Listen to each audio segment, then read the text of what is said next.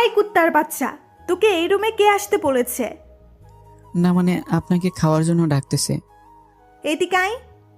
আমি ওর একটু কাছে গিয়ে দাঁড়ালাম। ঠিক তখন ঈশিতা আমাকে ঠাস ঠাস করে গালে 2টা থাপ্পড় মারলো। থাপ্পড়গুলো অনেক জোরেই মারলো, তাই ঠোঁট কেটে রক্ত বেরোতে লাগলো আর আমার চোখ দিয়ে পানি ঝরতে লাগলো। ভীষণ ব্যথা করতেছে। এরপর যদি আমার রুমে আসিস তাহলে নক করে আসবি, যত সব ছোট লোক। এখন যা, আমি আসতেছি। আমি আর কিছু বললাম না। এটা আমার সাথে শুধু আজকে ঘটেছে তা না, প্রতিদিনই আমার সাথে এরকম করে ঈশিতা। এরপর আমি নিচে না গিয়ে আমার রুমে চলে আসলাম। ঠোঁটে ভীষণ ব্যথা করতেছে। ওয়াশরুমে গিয়ে ঠোঁটের রক্তগুলো মুছতে চাইলি, কিন্তু হাত লাগাতে পারছি না, ভীষণ ব্যথা করতেছে। কোনো মতো ফ্রেশ হয়ে নিচে চলে আসলাম। নিচে গিয়ে দেখি ঈশিতা খাবার টেবিলে বসে আছে। আমিও গেলাম। জনি, এই দিকে আসো। জি আঙ্কেল বলেন।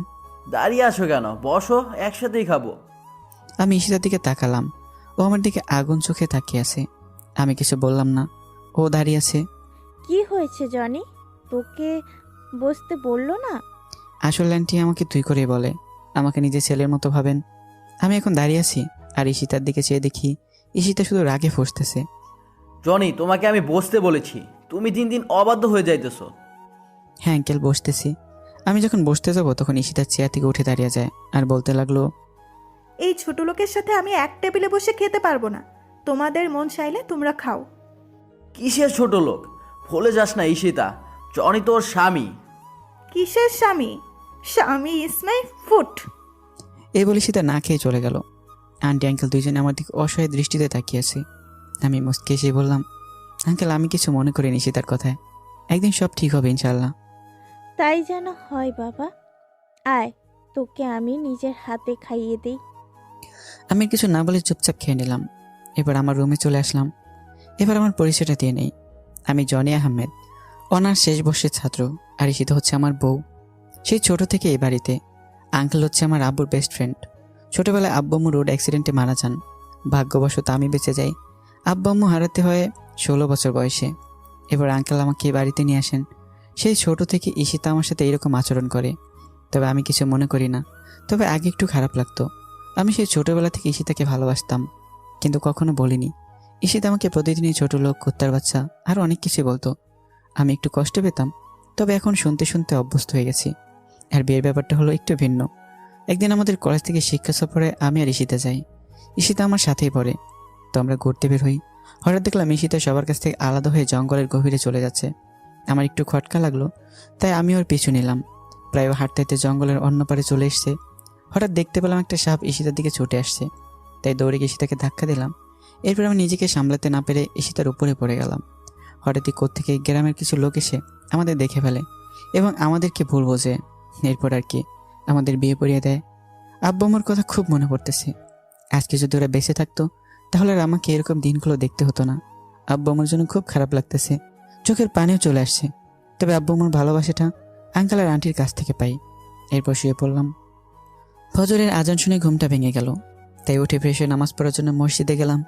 চারদিকে হালকা হালকা আলো ফোটা শুরু করেছে। এরপর নামাজ পড়ে আব্বু মোর কবরটার পাশে গেলাম। মনে পড়ে ছোটবেলার কথা, আব্বুকে ঘোরা বানিয়ে তার পিঠে চড়া, আব্বুর সাথে স্কুলে যাওয়া। কান্না চলে এসেছে। বলতে লাগলাম, কেন তোমরা আমাকে একা করে চলে গেছো? আমাকে তোমাদের সাথে নিলে না কেন? কেন রেখে গেলে নিষ্ঠুর পৃথিবীতে, যেখানে মা বাবা ছাড়া আর কেউ আপন নয়? কেন হলো আমার সাথে এরকম? কেন আমাকে অবহেলা করে? কেন? কথাগুলো বলতে লাগলাম আর কান্না করতে থাকলাম। এরপর বাসায় চলে আসলাম। বাসায় ঢোকার সময় আন্টি আমাকে তাদের রুমে থেকে ডাক দিলেন। রুমে গিয়ে দেখি আন্টি নামাজের বিছানায় বসে আছেন। আমি কি আন্টির পাশে বসলাম। আমার মাথায় হাত রাখলেন। ঈশিতা তোকে খুব অবহেলা করে, তাই না রে? ও তেমন কিছু না আন্টি, ভালোবাসার মানুষটার অবহেলা কয়জনের কপালে থাকে। আমি সব বুঝি রে বাবা, তোর জন্য খুব কষ্ট হয়। মেয়েটা কেন তোর সাথে এমন করে কিচ্ছু বুঝি না। কষ্ট এখন আর হয় না আন্টি, কষ্টগুলো এখন সহ্য করতে শিখে গেছি। দেখিস, ঈশিতা একদিন তোকে ভালোবাসবে। হুম। আচ্ছা, তুই এখন রুমে যা। আর শোন, ঈশিতাকে ডেকে তুল, আমি নাস্তা তৈরি করতেছি। আচ্ছা আন্টি। এরপর ঈশিতাকে ডাকতে যাইনি, কারণ ওকে ডিস্টার্ব করলে আমার কপালে খারাপই আছে। ভালোবেসে তাই কিছু বলতে পারি না। ঈশিতাকে না ডেকে আমি কলেজে যাওয়ার জন্য রেডি হয়ে নিলাম। এরপর আবার নিচে চলে এলাম। গিয়ে দেখি ঈশিতা নিচে নেই। আন্টি ঈশিতা কই? কেন, তোকে না বললাম ও ঘুম থেকে ডেকে তুলতে? ও আন্টি ভুলে গেছি। আচ্ছা, গিয়ে নিয়ে আয়। এরপর আমি ঈশিতাকে ডাকতে চলে গেলাম। কিছুক্ষণ দরজায় দাঁড়িয়ে রইলাম। এরপর ডাক দিলাম, কিন্তু কোনো উত্তর দিল না। আবার ডাক দিলাম। এরপর ওপার থেকে ঈশিতা বলল, কি হয়েছে? সকালবেলা তো চিল্লাচিল্লি করস কেন? আপনাকে আন্টি ডাকছে তাড়াতাড়ি নিচে আসতে, কলেজে যেতে হবে, পরে কিন্তু দেরি হয়ে যাবে। যা তো তুই, আমি আসতেছি, আর ডিস্টার্ব করবি না আমাকে। এবার আমি আর কিছু না বলে চলে আসলাম। নিচে গিয়ে আমি নাস্তা করে নিলাম। এরপর ঈশিতা নিচে আসতে লাগলো। আজকে খুব সুন্দর লাগতেছে। গোলাপি রঙের একটা ড্রেস, কানের ফুল, চুড়ি, হালকা লিপস্টিক, সব মিলে জাস্ট অসাম লাগতেছে। আমার হা হয়ে তাকিয়ে থাকা দেখে ঈশিতা আমাকে বলল, কুত্তার মতো এভাবে তাকিয়ে আছিস কেন, শুয়োরের বাচ্চা? ঈশিতার কথাটি সোজা গিয়ে আমার বুকে লাগলো। কি কপাল নিয়ে পৃথিবীতে এসেছি, নিজের বইয়ের দিকে তাকালেও গালি শুনতে হয়। ওই সময় শুধু চোখে পানি ছলছল করতেছে। আদিক্ষেতা না করে গাড়ি বের কর, কলেজে যাব। আমি আর কিছু না বলে গাড়ি নিয়ে বের করে ঈশিতার জন্য অপেক্ষা করতে লাগলাম। কিছুক্ষণ পরে ঈশিতা আসলো। এরপর আমরা কলেজে চলে আসলাম। তুই গাড়ি পার্ক করে ক্লাসে চলে যা। যদি কোথাও যাস বা কারোর সাথে কথা বলিস তাহলে তোর অবস্থা খারাপ করে দিব। আমি শুধু মাথা নাড়লাম। আমি খেয়াল করে দেখলাম ওর বান্ধবীকে বলতে লাগলো, ঈশিতা, তুই সবসময় জনের সাথে এরকম করিস কেন? ছেলেটা কত স্মার্ট আর খুব ভালো, তাহলে কেন সবসময় অবহেলা করিস? কেন খারাপ আচরণ করিস? আর বড় কথা, ও এখন তোর স্বামী, তবুও কেন সবসময় খারাপ ব্যবহার করিস? কিসের স্বামী? হ্যাঁ, আর অধুরা, তোকে আমি বলে রাখলাম, কোনো দিনও আমাকে কিছু শেখাতে আসিস না। আর এতই যদি দরদ হয় তাহলে তুই ওই ছোট লোকটাকে বিয়ে করে নে, তাহলে আমিও উদ্ধার হব। আমিও তো চাই, কিন্তু জনি তো তোকে ভালোবাসে। আমি হাজার চাইলেও আমার হবে না জনি, ওইটা আমি ভালোভাবেই জানি। জনি আমাকে ভালোবাসে তুই কিভাবে জানিস? তোকে যদি ভালোই না বাসতো তাহলে তোরে তো অবহেলা সহ্য করতো না, তোরে তো খারাপ আচরণ মুখ বুঝে সহ্য করতো না। আফসোস, জনির মতো কেউই আমার জীবনে এলো না। ভালোবাসা না চাই, ছোট লোকের আবার ভালোবাসা? এই বলে তারা ক্লাসে চলে যেতে লাগলো। তাই আমি তাড়াতাড়ি করে ক্লাসে চলে আসলাম। ঈশিতার কথাগুলোতে খুব কষ্ট পেলাম। এরপর ক্লাসগুলো শেষ করে চলে আসলাম বাড়িতে। এভাবে কাটতে থাকে দিন। আর ঈশিতার অবহেলা প্রতিনিয়ত সহ্য করতে হচ্ছে। ভালোবাসার মানুষের অবহেলা কত কষ্টের, তা যদি ঈশিতা জানতো তাহলে আমাকে এইভাবে অবহেলা করতো না। বসে আছি নিজের রুমে, তখন ঈশিতা আসলো আমার রুমে। আজকে সন্ধ্যায় একটা পার্টি আছে, আমার সাথে তুইও যাবি, তাই তাড়াতাড়ি রেডি হয়ে নিস। যদি দেরি করিস তাহলে তোর কপালে খারাপই আছে। আমি শুধু মাথা নেড়ে হ্যাঁ সূচক উত্তর দিলাম। এরপর সন্ধ্যা রেডি হয়ে গাড়ি নিয়ে বাহিরে অপেক্ষা করতে লাগলাম। ঈশিতা আসতেছে। আজকে খুব সুন্দর লাগছে, কিন্তু এই সৌন্দর্য আর দেখা হলো না। নিজেকে থেকে মুখ ফিরে নিলাম। জানি আমাকে এভাবে তাকিয়ে থাকলে আবার গালি দিবে। কি হয়েছে? গাড়ি চালাস না কেন? এই তো চালাচ্ছি। আমাদেরকে আর কোথায় যেতে হবে? চলতে থাক, আমি বলতেছি কোথায় যেতে হবে। এবার ঈশিতার কথা মতো গাড়ি নিয়ে চলে গেলাম।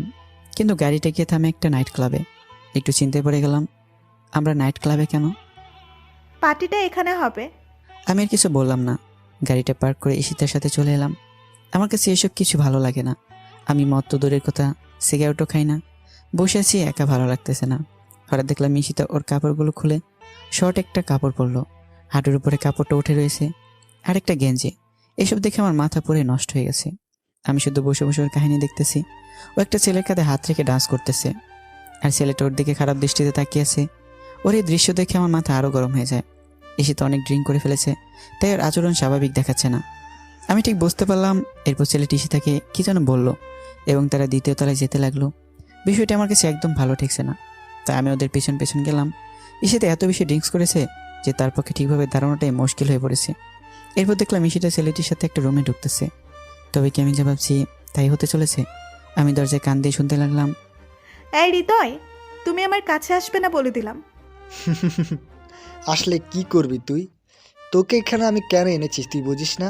তোকে আমার চাই। মানে কি করতে চাইছো তুমি? এই একদম আমার কাছে আসবে না, আমি কিন্তু চিৎকার করব। চিৎকার করে লাভ হবে না এখানে। আমি আর তুমি ছাড়া কেউ নেই।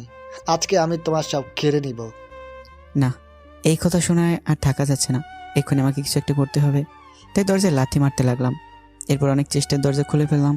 ভিতরে গিয়ে দেখি ছেলেটা মানে হৃদয় ঈশিতার শরীরের উপর উঠে আছে। তখনই আমার মাথার রাগে আগুন হয়ে যায়। আমি ছেলেটিকে লাথি মেরে ঈশিতার উপর থেকে ফেলে দিলাম। এরপর ঈশিতাকে এক হাত দিয়ে তুলে নিলাম। আমার পরনের কোটটা ঈশিতার গায়ে জড়িয়ে দিলাম। এরপর আমি গিয়ে ছেলেটিকে নিচ থেকে তুলে ইচ্ছা মতো মারতে লাগলাম। শালা, আমার বইয়ের দিকে খারাপ দৃষ্টি দিয়ে তাকাস। মারতে মারতে প্রায় ছেলেটিকে আধমরা করে ফেলি। এরপর ছেলেটির মুখ টিপে ধরে বলতে লাগলাম, তোর ভাগ্য ভালো, তোকে ছেড়ে দিলাম। আর শুনে রাখ, ঈশিতা আমার, শুধুই আমার। ওর দিকে যে চোখ তুলে তাকাবে আমি চোখ উপড়ে ফেলবো, মাইন্ড ইট। এরপর পেছন ফিরে দেখি ঈশিতা খাটের উপর পড়ে আছে। হয়তো বেশি ড্রিঙ্কস করার কারণে এরকম হয়েছে। তাই আমি ঈশিতাকে কোলে তুলে নিয়ে নিচে চলে আসলাম। আর সবাই আমাদের দিকে তাকিয়ে আছে। এরপর গাড়ি করে ঈশিতাকে নিয়ে আসলাম। গাড়ি থেকে ঈশিতাকে কোলে করে নামিয়ে ওর রুমে নিয়ে আসলাম। এরপর তাকে তার খাটে শুয়ে দিলাম। ঈশিতা আমার গলা জড়িয়ে ধরে আছে। আমি নিজেকে ছোটাতে চাইলাম, কিন্তু পারলাম না। ঈশিতা আমাকে টান দিয়ে ওর বুকের মধ্যে ফেলে নিল। ওর গরম নিঃশ্বাস আমি অনুভব করতে পারছি। ওর শরীর থেকে আলাদা একটা গন্ধ আসতেছে, যা আমাকে পাগল করে দিচ্ছে। ঈশিতা আমাকে ওর বুকের মাঝে জড়িয়ে নেয়। আমি কোনো মতে নিজেকে ছাড়িয়ে উঠতে চাইলাম, কিন্তু পারলাম না। এই কি করছেন কি? ছাড়েন আমাকে। তোমাকে আজকে ছাড়তেছি না। মানে কি বলতে চান আপনি? দেখেন আমাকে। আর বলতে পারলাম না। ঈশিতা আমার আরও ঠোঁট এক করে দিল। আমি কিছু করতে পারছি না। আমার হাত পা ঠান্ডা হয়ে আসতেছে। আমি জানি ঈশিতা এইসব নেশার ঘরে করতেছে। আমার এরকম করা ঠিক হবে না, তাই নিজেকে ছোটাতে চাইলাম, কিন্তু পারতেছি না। ঈশিতা আমাকে এখনও খুব জোরে জোরে ধরে আছে, আর আমার ঠোঁট চষতেছে। আমিও ধীরে ধীরে দুর্বল হতে লাগলাম। আমি ঈশিতার ডাকে সাড়া দিলাম। ঈশিতা আমার বউ, ওর উপর আমার অধিকার আছে, আর যা হবার পরে দেখা যাবে। ধীরে ধীরে দুজন তুলে গেলাম ভালোবাসার গভীর সাগরে। সকালবেলা আমার ঘুম ভেঙে যায়। আমি এখন ঈশিতার বুকের মাঝে আছি, আর ঈশিতা আমাকে জড়িয়ে ধরে রেখেছে। ঈশিতার শরীরে কোনো কাপড় নেই। আমি নিজেকে ছাড়িয়ে ঈশিতার কপালে একটু চুমু দিলাম। আমার স্পর্শে ঈশিতার ঘুম ভেঙে যায়। আমাকে দেখে চমকে ওঠে। তুই এইখানে কি করিস? আমার পরনের কাপড় কোথায়? আমি তো আপনার রুমে থাকতে চাইনি, আপনি নিজে আমাকে বাধ্য করেছেন। আর তাছাড়া আপনি আমার বউ, আমি আপনার সাথে থাকতেই পারি। আপনার উপর আমার অধিকার সবচেয়ে বেশি। এই শুয়োরের বাচ্চা, কি বললি তুই? কোনো ছোট লোক আমার স্বামী হতে পারে না। আর তোকে না বললাম আমার কাছে স্বামীর অধিকার চাইবি না? আমার সব তো নষ্ট করে দিলি। আর কি বাকি রাখছস? আর আমি তোকে কি বাধ্য করেছি? কালকের ঘটনা ভুলে গেলে নাকি? আপনার জন্যই সব হয়েছে। আর আমি আমার বউকে আদর করেছি, অন্য কাউকে না। আমি যদি জানতাম আপনি কালকে ওইরকম কিছু করবেন, তাহলে কোনোদিন ওই পার্টিতে যেতে দিতাম না। জানেন কালকে আপনার সাথে কি হয়েছিল? কি হয়েছে? আমি তো ডান্স করছিলাম। এরপর কিছু তো মনে করতে পারছি না। ওইটাই জানতে চান কি হয়েছে কালকে রাতে? বল। এরপর আমি ঈশিতাকে সব বললাম। আমি তোর কথা বিশ্বাস করি না। তুই মিথ্যা বলতেছস আমার সাথে। তুই কি ভাবিস আমি কিচ্ছু বুঝি না? মিথ্যা কথা বলে তুই আমাকে ভোগ করলি। সত্যি কথা, আমি মিথ্যে বলছি না। আমাকে বিশ্বাস করুন। কি করলে আপনাকে বিশ্বাস করানো যাবে? বিশ্বাস করতে পারি, তবে একটা কথা শুনতে হবে। কি কথা বলেন? তুই যদি আমাকে সত্যিই ভালোবাসিস, তাহলে তোর ওই ভালোবাসার কসম, তুই আমার থেকে অনেক দূরে চলে যাবি। অনেক দূরে। ও এই কথা? আপনাকে সত্যি অনেক ভালোবাসি, নিজের জীবনের চাইতেও বেশি। যা বলে প্রকাশ করতে পারবো না, তবে আপনার কথা রেখে বোঝাতে পারবো কতটা ভালোবাসি। ভালোবাসা মানে এই নয় প্রিয় মানুষটির সাথে থাকতে হবে, দূর থেকে ভালোবাসা যায়। চলে যা, আর আসিস না আমার কাছে। যাচ্ছি। এই বলে আমি আমার রুমে চলে আসলাম। ভাবতে পারি না আমার জীবন এমন একটা দিন আসবে, প্রিয় মানুষটির থেকে আলাদা থাকতে হবে। বিধাতা কেন আমাকে এমন পরীক্ষার সম্মুখীন করলেন? কেন তো অবহেলিত আমি ঈশিতার কাছে? কেন বুঝে না যে ওকে আমি সত্যিই ভালোবাসি? তবে ওর থেকে দূরে গিয়ে যদি আমাকে ভালোবাসা বোঝাতে পারি, তাহলে আমি তাই করব। চলে যাবো অনেক দূরে, আর আসবো না ওর কাছে। আর কাউকে ছোট লোক বলতে হবে না, আর কাউকে গালাগালি করতে হবে না। ফ্রেশ হয়ে নিলাম, বসে আছি খাটের ওপর, আর কালকের কথাগুলো ভাবতে লাগলাম। কি থেকে কি হয়ে গেল? সামান্য ভুলের জন্য এত বড় শাস্তি পেতে হচ্ছে। কালকে রাতে যদি নিজেকে একটু কন্ট্রোল করতে পারতাম, তাহলে আর এমন সময় দেখতে হতো না। বুক পেটে কান্না আসতে লাগলো। ভাবতে কেমন জানি লাগে। জীবনের পথ চলতে হবে একা। ব্যাগে প্রয়োজনীয় জিনিসগুলো নিলাম, সাথে সীতার একটা ছবি নিলাম। ব্যাগ গুছিয়ে বাসা থেকে বের হয়ে গেলাম।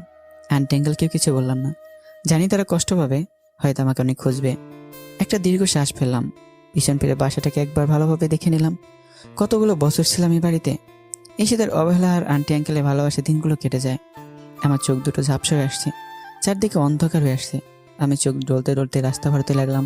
হঠাৎ একটা গাড়ি এসে আমাকে ধাক্কা দেয়। আমি ছিটকে গিয়ে রাস্তার ওপারে পড়ে গেলাম। চোখ দিয়ে দুফোঁটা অশ্রু গড়িয়ে পড়লো। পাওয়া হলো না বউয়ের ভালোবাসা।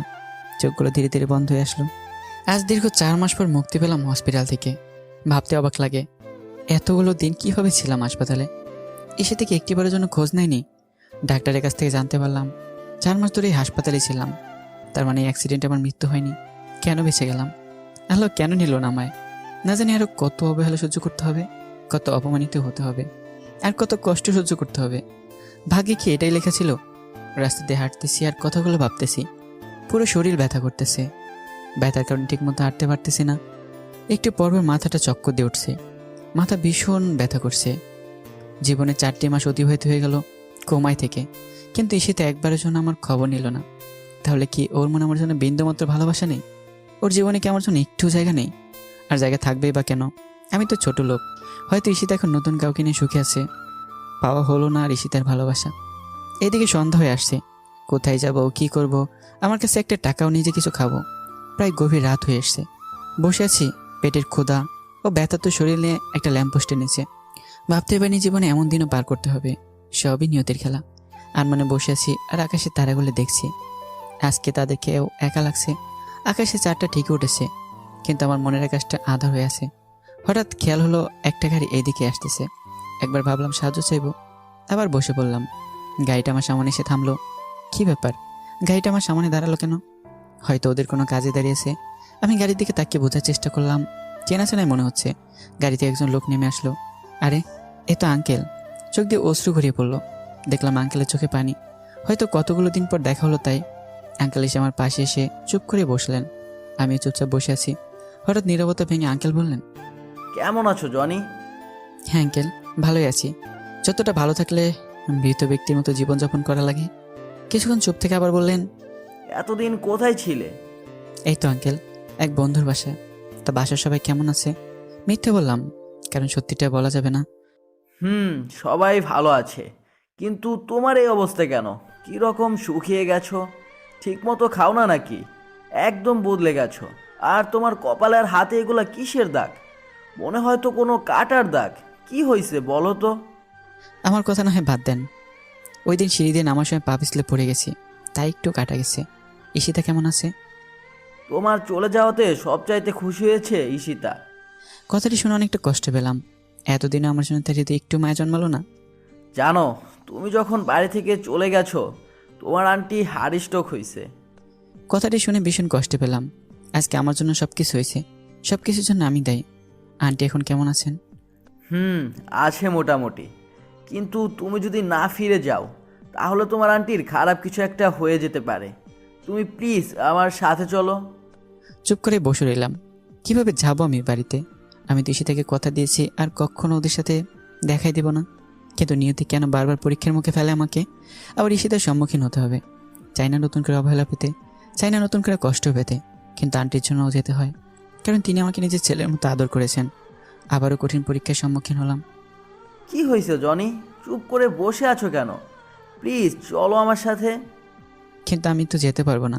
আমি ঈশিতাকে কথা দিয়ে এসেছি, আর কোনোদিনও সামনে যাব না। তুমি কি তোমার কথা রাখতে গিয়ে তোমার আন্টিকে হারাবে? পড়ে গেলাম আরেক চিন্তায়। ছোটবেলায় আব্বু আমাকে হারালাম, কিন্তু আব্বু আমার অভাবটা আমাকে বুঝতে দেয়নি তারা।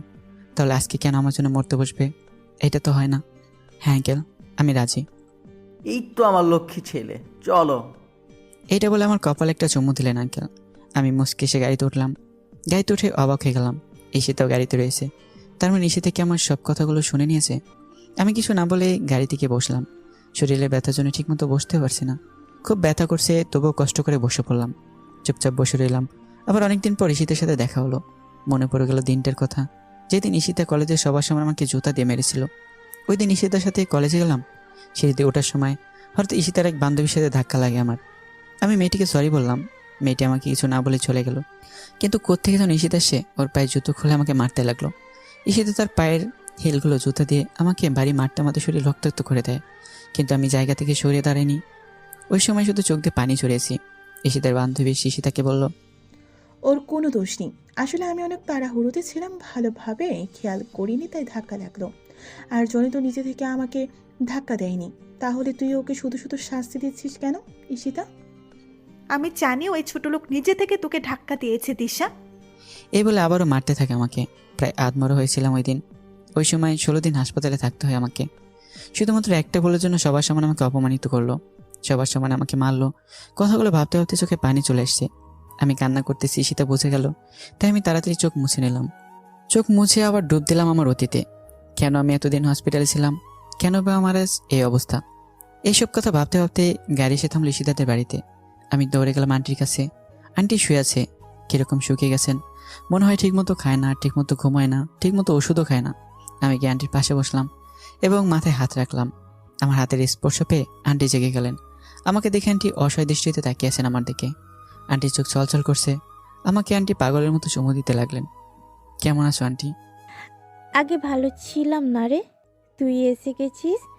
আমি এখন খুব ভালো আছি, কিন্তু তোর এই রকম অবস্থা কেন? কপালে কাটা দাগ, হাতেও অনেক বড় কাটা দাগ রয়েছে। ওইটা আন্টি তেমন কিছু না, সিঁড়ি দিয়ে নামতে গিয়ে পড়ে গেছি, তাই একটু কেটে গেছে। আমার কেন জানি বিশ্বাস হচ্ছে না তোর কথা, কেন জানি তোর কথা মানতে পারছি না। না আন্টি, ওইরকম কিছুই না। আচ্ছা, তুই ফ্রেশ হয়ে আয়, আমি তোকে খাবার দিচ্ছি। আচ্ছা আন্টি। আমি চলে যেতে লাগলাম। আন্টি আবার আমাকে পেছন থেকে ডাক দিলেন। জি আন্টি বলো। এইদিকে আয় তো, তোকে জড়িয়ে ধরি না, অনেক দিন হয়েছে। আমি মুচকে এসে আন্টির কাছে গেলাম। আন্টি আমাকে জড়িয়ে ধরলেন। ঠিক তখনই আমি ব্যথে আহ করে চিৎকার দিয়ে উঠলাম। আমার চিৎকার শুনে সবাই ভয় পেয়ে গেল।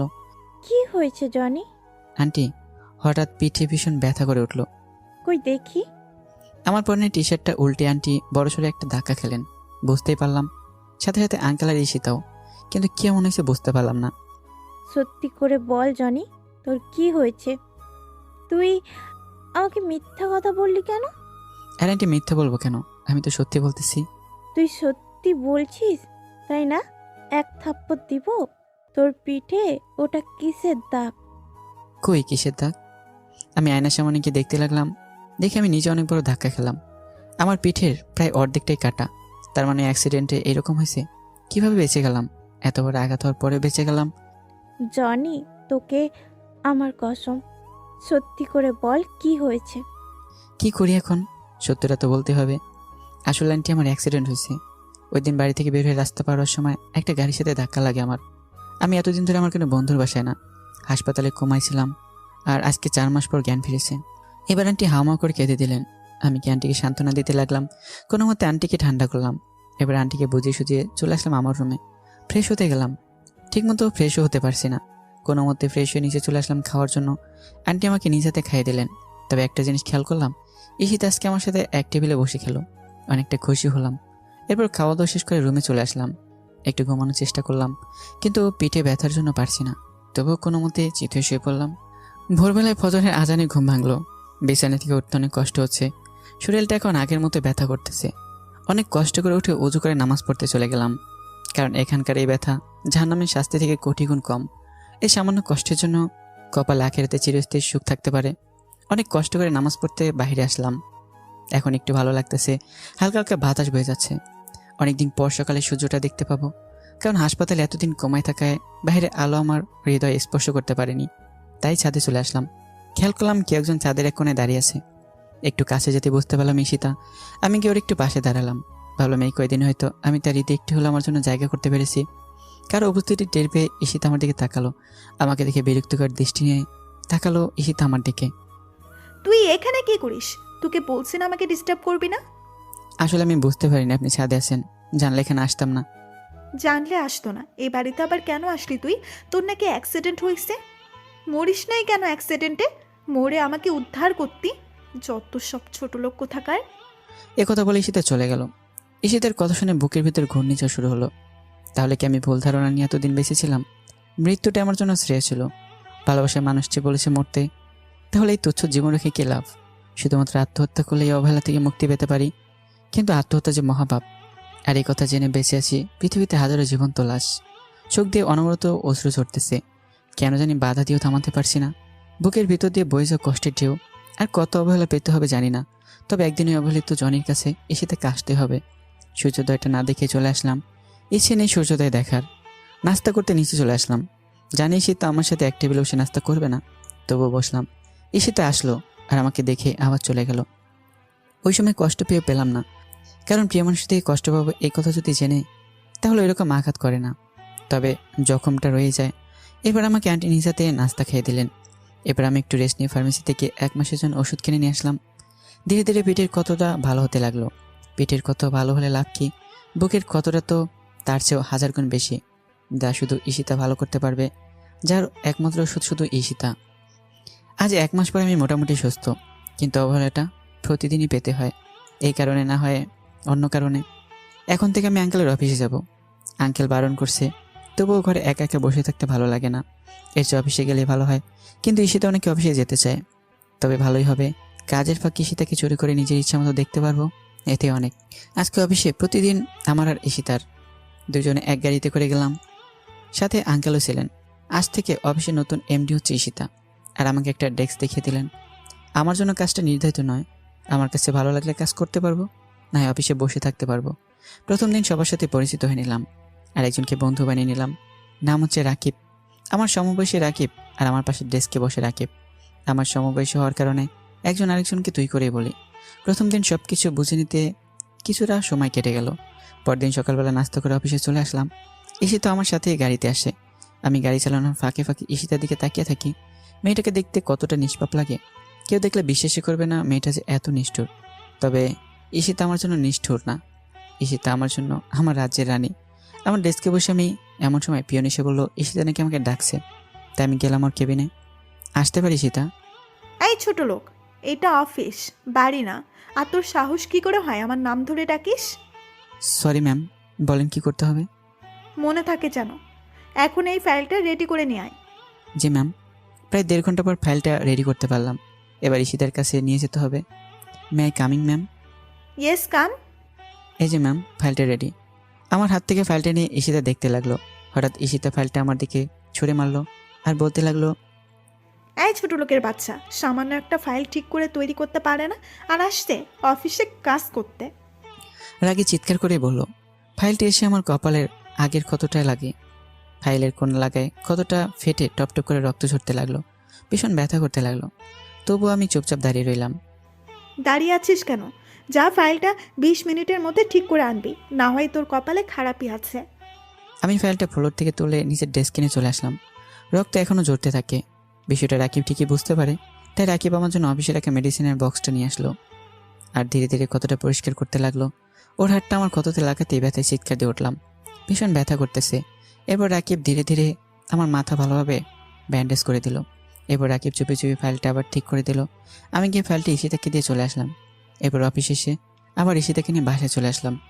বাড়িতে ঢুকবার সময় আমার মাথায় ব্যান্ডেজ দেখে আন্টি আমার কাছে দৌড়ে এসে জিজ্ঞেস করলেন, কি হয়েছে জনি? মাথায় ব্যান্ডেজ কেন? ও কিছু না আন্টি, গাড়িতে ওঠার সময় গাড়ির সাথে একটু ধাক্কা লেগে হালকা কেটে যায়, দেখবা আমার ঠিক হয়ে যাবে। এই কথা বলে রুমে চলে এসে ফ্রেশ হয়ে নিলাম। এরপর রাতে খেয়ে ঘুমিয়ে পড়লাম। ঘুম ভাঙে প্রায় সকাল 9টায়। কী ব্যাপার, কোনোদিন তো এত দেরিতে ঘুম ভাঙে না। শোয়া থেকে উঠতে চেষ্টা করলাম, কিন্তু উঠতে পারছি না। পুরো শরীর কীরকম ভার হয়ে আছে আর আগুনের মতো পড়ে যাচ্ছে। হঠাৎ করে আবার জ্বর এলো কেন? কালকের ঘটনা মনে পড়ে গেল। কপালে হাত দিয়ে দেখি কে যেন জলপটি দিয়ে রেখেছে। এরপর অনেক কষ্টে বিছানা থেকে উঠে ফ্রেশ হয়ে নিলাম। আজকের অফিসে যাওয়া হবে না, অনেক লেট হয়ে গেছে। একটা জিনিস বুঝতে পারলাম না, আমার মাথায় জলপট্টি দিল কে? মনে হয় আন্টি ছাড়া কেউই হতে পারে না। আন্টির কথা ভাবতে আমার রুমে সে হাজির হয়ে গেলেন। এখন কেমন আছিস বাবা? জ্বরটা কমেছে? হ্যাঁ আন্টি, এখন একটু সুস্থ আছি, আর জ্বরটা একটু কমেছে। আমি তোর জন্য নাস্তা নিয়ে এসেছি, হা কর, আমি খাইয়ে দেই। এরপর আন্টি আমাকে খাওয়াতে লাগলেন। আমি চুপচাপ খেয়ে নিচ্ছি। আচ্ছা আন্টি, আমার মাথায় জলপট্টি দিল কে? আমি দিয়েছি। আচ্ছা, কালকে কি হয়েছে সত্যি বল। গাড়ির সাথে হালকা ধাক্কা লাগলে তো এই রকম আঘাত হয় না, আবার রাতে জ্বর এসেছে। সত্যি করে বল কিন্তু, আমার সাথে মিথ্যে বলবি না। না আন্টি, সত্যি সেরকম কিছু না। আবার মিথ্যে কথা বলিস? আমি কিন্তু সব বুঝি। ঈশিতা এই রকম করেছে, তাই না? সত্যি কথা বলবি কিন্তু। আসলে জানাটা বেশি জরুরি। বেশি জরুরি। এরপর অনিশ্চিত সত্ত্বেও আন্টিকে সব বলতে হলো। আমার কথা শুনে আন্টির মুখটা কালো হয়ে গেল। আমার মাথার ব্যান্ডেজটা খুলে আন্টি দেখতে লাগলেন। এরপর আন্টি কিছু না বলে আমাকে ওষুধ খাইয়ে দিয়ে চলে গেলেন। আমিও চুপচাপ শুয়ে পড়লাম। অনেকদিন কলেজে যাওয়া হয়নি, আবার সামনের মাসে পরীক্ষা। আমার এরকম ভালো প্রস্তুতিও নেই।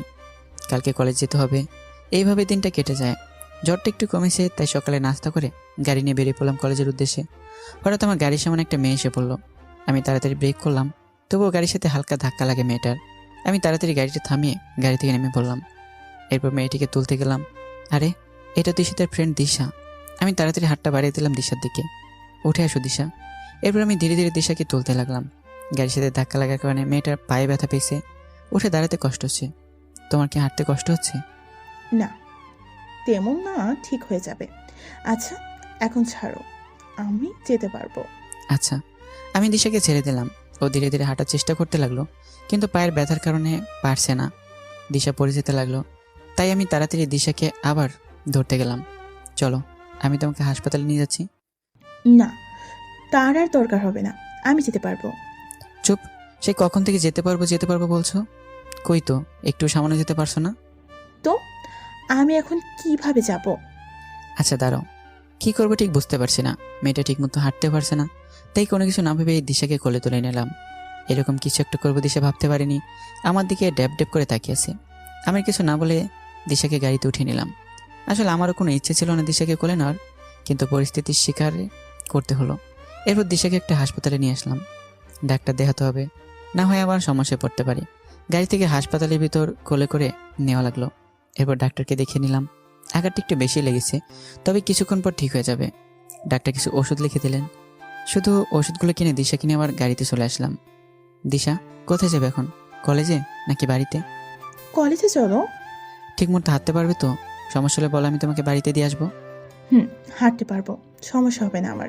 কলেজে চলো। এবার আর কিছু না বলে গাড়ি চালাতে লাগলাম। গাড়ি চালানোর সময় খেয়াল করলাম দিশা আমার দিকে বারবার আর চোখে তাকিয়ে রয়েছে। আমি কিছু বুঝলাম না। কলেজেতে চলে এলাম। অনেকদিন পর কলেজে এলাম। দিশা গাড়ি থেকে নেমে হাঁটতে লাগলো, কিন্তু পারছে না। তাই আমি কি দিশার হাতটা ধরে ফেললাম। এরপর ধীরে ধীরে ওকে নিয়ে যেতে লাগলাম। কলেজের সবাই আমাদের দিকে হা হয়ে তাকিয়ে আছে। আমি এদিকে পাত্তা না দিয়ে দিশাকে নিয়ে ক্লাসে চলে আসলাম। এরপর মেয়েটাকে আমার পাশে বসালাম, কারণ মেয়েটা এখন আমার দায়িত্বে। আমার জন্য মেয়েটার এই অবস্থা হয়েছে। কিন্তু মেয়েটা ওই সময় এত তাড়াহুড়ো করে কোথায় যাচ্ছিল? দিশা, ওই সময় তো তাড়াহুড়ো করে কোথায় যাচ্ছিলে? কলেজে যাচ্ছিলাম, আসলে একটা কাজ ছিল। ও আচ্ছা শুনি, একটা কথা বলো তো, সত্যি করে বলবা? বলো, কি শুনতে চাও? দিশা প্রশ্ন করলো, এতদিন কইছিলে তুমি? আর শরীরে কি অবস্থা করেছো? ঠিক মতো খাও না নাকি? সবসময় আমি এই প্রশ্নটাই এড়িয়ে যেতে চাই সবার কাছ থেকে, কিন্তু পারি না। প্রশ্নটার সম্মুখীন হতে হয়। না না, তেমন কিছু না। সত্যি করে বলবা কিন্তু। আমি জানি তুমি মিথ্যা কথা বলতেছো। যেদিন থেকে তুমি কলেজে আসো নাই, সেই দিন থেকে ঈশিতাও আসবে না। সমস্যা কি বলো তো? সেরকম কিছু না, শুধু একটু প্রবলেম হয়েছে। প্রবলেমটা কি? বন্ধু ভেবে বলতে পারো। আসলে দিশা, ওই দিন আমি ঈশিতার কথা রাখতে গিয়ে ওদের বাড়ি থেকে বের হয়ে যাই। ঠিক ওই দিন আমার রোড অ্যাক্সিডেন্ট হয়। প্রায় 4 মাস পর আমার জ্ঞান ফেরে। ডাক্তারের কাছ থেকে জানতে পারি আমি 4 মাস কমাইছিলাম। চিকিৎসার ব্যবস্থা হলো ওই হাসপাতালে নাকি একটা ফান্ড আছে, যে রোগীর আত্মীয় বা কাছে যদি কেউ না থাকে তাহলে তাদের হাসপাতালে ওই ফান্ড থেকে চিকিৎসা করা হয়। আমার চিকিৎসাটাও হয় ওই ফান্ডের সাহায্যে। এরপর যখন জ্ঞান ফিরে, কোথায় যাব কী করবো কিছুই বুঝতে পারিনি। ভাগ্যবশত আবার ঈশিতাদের বাড়িতে আসতে হলো। যখন ঈশিতাদের বাড়িতে ফিরে এলাম, ভাবলাম এই কয়দিনে হয়তো আমার জন্য ঈশিতার মনে একটু হলো মায়া জন্মাবে, কিন্তু তার কই হলো। সে আগের মতোই ঈশিতার কাছ থেকে অবহেলা পেলাম। কথাগুলো বলতে বলতে একটা দীর্ঘশ্বাস ফেললাম। দিশার দিকে তাকিয়ে দেখি ওর মুখটা কেমন মলিন হয়ে আছে। বুঝতে পারলাম আমার কথা শুনে হয়তো কষ্ট পেল। আচ্ছা জনি, ঈশিতা তোমাকে এত কষ্ট দেয়, এত অবহেলা করে, এত অপমান করে, তবুও তুমি কিছু বলো না কেন? ভালোবাসি তাই কিছু বলতে পারি না। ঈশিতার ভালোবাসা না পেলে কি হবে? তাদের অবহেলাগুলো উপহার হিসেবে গ্রহণ করি। বুঝলাম। ঈশিতাকে ভালোবেসে তুমি অনেক কষ্ট পাচ্ছ, কিন্তু তোমাকে ভালোবেসে আরেকজন কষ্ট পাচ্ছে, না পারছে তোমাকে তার মনের কথা বলতে, না পারছে ভুলে যেতে। মানে কি? তোমার কথা কিছু বুঝলাম না। না, কিছুই না। এইভাবে কথায় কথায় ক্লাসগুলো শেষ হয়ে যায়। এরপর দিশাকে ওদের বাড়িতে পৌঁছে দিয়ে আমি বাড়িতে চলে আসলাম। এরপর ফ্রেশ হয়ে খেয়ে একটু ঘুমিয়ে নিলাম। ঘুম থেকে উঠলাম প্রায় সন্ধ্যায়। ফ্রেশ হয়ে নিচে আন্টির রুমে গেলাম। আন্টি, আসবো? বাবা আয়, কিছু বলবি? হ্যাঁ আন্টি, বলবো। আঙ্কেলকে বলে দিও আমি এই কয়দিন অফিসে যেতে পারবো না, সামনে পরীক্ষা আছে। আচ্ছা বলবো। আন্টি, ঈশিতা কোথায়? ও রুমে নাকি? না, ঈশিতা এখনো অফিস থেকে আসে নাই। মানে বলো কি, রাত প্রায় হয়ে এলো, ঈশিতা এখনো বাড়িতে আসলো না? অফিসে তো সে কখন শেষ হয়ে গেছে। কি জানি বাবা, মেয়েটা আজকে এত দেরি করছে কেন? আমার খুব চিন্তা হচ্ছে। আচ্ছা দাঁড়াও, আমি খবর নিচ্ছি। এরপর আমি আমার রুমে এসে রাকিবকে ফোন দিলাম। হ্যালো, কেমন আছিস দোস্ত? এই তো ভালো, তুই কেমন আছিস? আমি ভালো আছি। আচ্ছা দোস্ত, অফিস কি ছুটি? অফিস তো সেই কখন শেষ হয়ে গেছে। কেন রে, কি হয়েছে? আর ঈশিতা এখনো বাড়িতে ফিরেনি। বলিস কি? দেখ, ম্যাম হয়তো অন্য কোনো কাজে ব্যস্ত আছে। আচ্ছা দোস্ত, তাহলে রাখি, তোর সাথে আবার পরে কথা হবে। আচ্ছা ঠিক আছে, ভালো থাকিস। এই বলে মোবাইলটা কেটে দিলাম। কি করি এখন? ঈশিতার নাম্বারটা বউ দিয়ে সেভ করা আছে, কিন্তু কোনোদিনও ফোন দেওয়া হয়নি। আর কোনো কিছু না ভেবে ফোন দিলাম, কিন্তু ফোন তুলছে না। এইভাবে 6বার ফোন দিলাম, তবুও ফোনটা ধরলো না। আমার চিন্তা আরও বেড়ে গেল, তাই আবারও ফোন দিলাম। এবার ঈশিতা কলটা ধরলো। এই ছোট লোকের বাচ্চা, বারবার ফোন দিস কেন?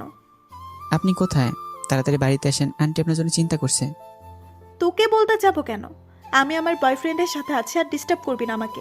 যত সব ছোট লোক কোথাকার। ঈশিতার কথা শুনে আমার পায়ের নিচের মাটি সরে গেল। ঈশিতার বয়ফ্রেন্ড আছে ভাবতে চোখ দুটো ভিজে গেল পানিতে, বুক ফেটে কান্না আসছে। আমার ভালোবাসা কখন ঈশিতা বুঝলো না, শুধু অবহেলাই করে গেল। তবে কি ঈশিতাকে আমি আমার নিজের করে আর কখনো পাবো না? কখনো কি আর হবে না ঈশিতার ভালোবাসা পাওয়া? অনেক কান্না করলাম। ভালোবাসার মানুষের অবহেলা মৃত্যুর সমান। কান্না করতে করতে কখন ঘুমিয়ে পড়েছি ঠিক মনে নেই। ঘুম থেকে উঠে ফ্রেশ হয়ে নিলাম। বারবার শুধু ঈশিতার কথাগুলোই মনে পড়ছে। তবে কি চিরতরে হারাতে হবে ঈশিতাকে? আর যেইভাবে অবহেলা করছে তাতে ঈশিতা না থাকাই ভালো। কিন্তু প্রিয় মানুষটির কাছে থেকে অবহেলা করলে তা না পাওয়ার চেয়েও ভালো। কিন্তু আমি যে এত অবহেলা নিতে পারছি না। কিন্তু এতদিনের অবহেলাগুলোকে খুব মিস করব। আমাকেও কিছু একটা করতে হবে, এমন কিছু করব যাতে ঈশিতা নিজে আমার কাছে আসে। নাস্তা করে কলেজে যাওয়ার জন্য রেডি হয়ে নিলাম। এরপর গাড়ি নিয়ে কলেজে চলে আসলাম। মনে পড়ে সেই দিনগুলো যখন আমি আর ঈশিতা একসাথে কলেজে আসতাম। আমি সবসময় ক্লাসে চুপটি মেরে বসে থাকতাম, আর ঈশিতা ওর ফ্রেন্ডের সাথে মজা করতো। আমি গাড়ি পার্ক করে ক্লাসে চলে আসলাম। বসে আছি নিজের বেঞ্চে। হঠাৎ কোত্থেকে যেন একটা মেয়ে এসে আমার পাশে বসে পড়লো। আরে দিশা, তুমি? হ্যাঁ আমি। কেমন আছো? এই তো ভালোই, তুমি? দিশা, একটা কথা ছিল। হুম, বলো, সমস্যা নাই। সত্যি কথা বলতে হবে কিন্তু। আরে বাবা, সত্যি বলবো। আচ্ছা, ঈশিতার কি কোনো বয়ফ্রেন্ড আছে? তুমি কি জানো? না তো, আমার জানার মধ্যে কেউ নাই। কেন, কি হয়েছে বলো তো? না, তেমন কিছু না। বুঝলাম, তেমন কিছু না। তবুও বলো তুমি। আসলে ঈশিতা আমাকে কালকে বললো ওর নাকি বয়ফ্রেন্ড আছে। আরে বলো কি, আমাকে তো কখনো বলে নাই। আর তুমি থাকতে অন্য কোনো ছেলে কেন থাকবে? তুমি না ওর স্বামী? দিশা, তুমি তো জানো আমি শুধু ওর স্বামী নামে, অধিকারে না। জনি, তোমাকে একটা কথা বলবো, রাখবো আমার কথা? আচ্ছা বলো, কি করতে হবে? না, আগে আমাকে কথা দিতে হবে। আচ্ছা দিলাম, এখন তো বলো। চলো না, আমরা আজকে ক্লাস না করে ঘুরবো। চলো না প্লিজ। কিন্তু ক্লাস। তুমি কিন্তু কথা দিয়েছো, যেতে তো হবেই। কি আর করা যায়, কথা যখন দিয়েছি তাহলে তার কথা তো রাখতেই হবে। এরপর আমি গাড়ি নিয়ে দিশা সহ বেরিয়ে পড়লাম। উদ্দেশ্য নদীর পাড়ে যাব। এরপর আমরা আমাদের গন্তব্যে চলে এলাম। বসে আছি নদীর পাড়ে একটা গাছের নিচে। কি সুন্দর প্রকৃতি, যার বর্ণনা দিয়ে শেষ করা যায় না। দিগন্ত বিস্তৃত নদী, নদীর ওপারে সারি সারি গাছ, চারদিকে হালকা রোদের তাপ, আর দক্ষিণের বাতাস এসে মনে দোলা দিয়ে যাচ্ছে। সব মিলে একটা মনোমুগ্ধকর পরিবেশ। জনি, কি ভাবো? এই যে কত সুন্দর প্রকৃতি, দিগন্ত বিস্তৃত নদী। এরপর আমরা দুজনে পাশাপাশি একটা গাছের নিচে বসে আছি। হুম, এই সময়টা আরো সুন্দর হয় যখন প্রিয় মানুষটি পাশে থাকে। কিছু বললাম না, চুপচাপ বসে এলাম। কি হয়েছে, বসে আছো যে? কথা বলো না কেন? না, এমনিতেই। আচ্ছা, তুমি কি এখনো ঈশিতাকে ভালোবাসো? বাসি তো, আগের মতোই ভালোবাসি। তুমি কাকে ভালোবাসো বললে না তো? আমিও একজনকে খুব ভালোবাসি, তবে বলতে পারছি না, কারণ ওর যে এখন বউ আছে। ও মা, বলো কি? তাহলে কে সে? আচ্ছা দাঁড়াও। এ কথা বলেই দিশা তার ব্যাগ থেকে একটা গোলাপ ফুল বের করলো এবং আমার সামনে হাঁটু গেড়ে বসে পড়লো। হবে কি তুমি আমার রাত জাগার কারণ? হবে কি তুমি আমার স্বপ্ন দেখার কারণ? জানো, তোমাকে আমি সেই ছোট থেকেই ভালোবাসতাম। যেদিন ঈশিতার সাথে তোমাকে প্রথম দেখেছি সেদিন থেকে তোমাকে ভালোবেসে ফেলেছি। শুধুমাত্র ঈশিতার জন্য কোনোদিন বলে উঠতে পারি নাই, প্লিজ ফিরিয়ে দিও না আমাকে। খুব ভালোবাসি আমি যে তোমাকে। জানো, ঈশিতা যেদিন তোমাকে কলেজে সবার সামনে অপমান করতো, সেই দিন আমি মুখ বুঝে কান্না করতাম। ঈশিতা তো তোমাকে আর ভালোবাসে না, আর ওর বয়ফ্রেন্ডও আছে। তাহলে আমাকে ফিরিয়ে দিও না প্লিজ। আমি মুচকে সে দিশাকে নিচে থেকে উঠিয়ে পাশে বসালাম, ফুলটাও নিলাম। দিশা, তুমি তো জানো আমি ঈশিতাকে ভালোবাসি। আর যদি ভালো নাই বাসতাম তাহলে এত অবহেলা কষ্টের মাঝেও ওর কাছে পড়ে থাকতাম না। আর তোমার এগুলো ভালোবাসা না, সব আবেগ। দেখবে সব আগের মতো ঠিক হয়ে যাবে। দেখবে আমার থেকে আলো 1000 গুণ ভালো ছেলে আসবে। দিশা বলল, 1000 গুণ ভালো ছেলে আসবে, কিন্তু তোমার মতো না। প্লিজ আমাকে ফিরিয়ে দিও না। তোমাকে না পেলে আমি আত্মহত্যা করব। এবার মেয়েটা কান্না করতে করতেই কথাগুলো বলল। আরে কান্না করছো কেন?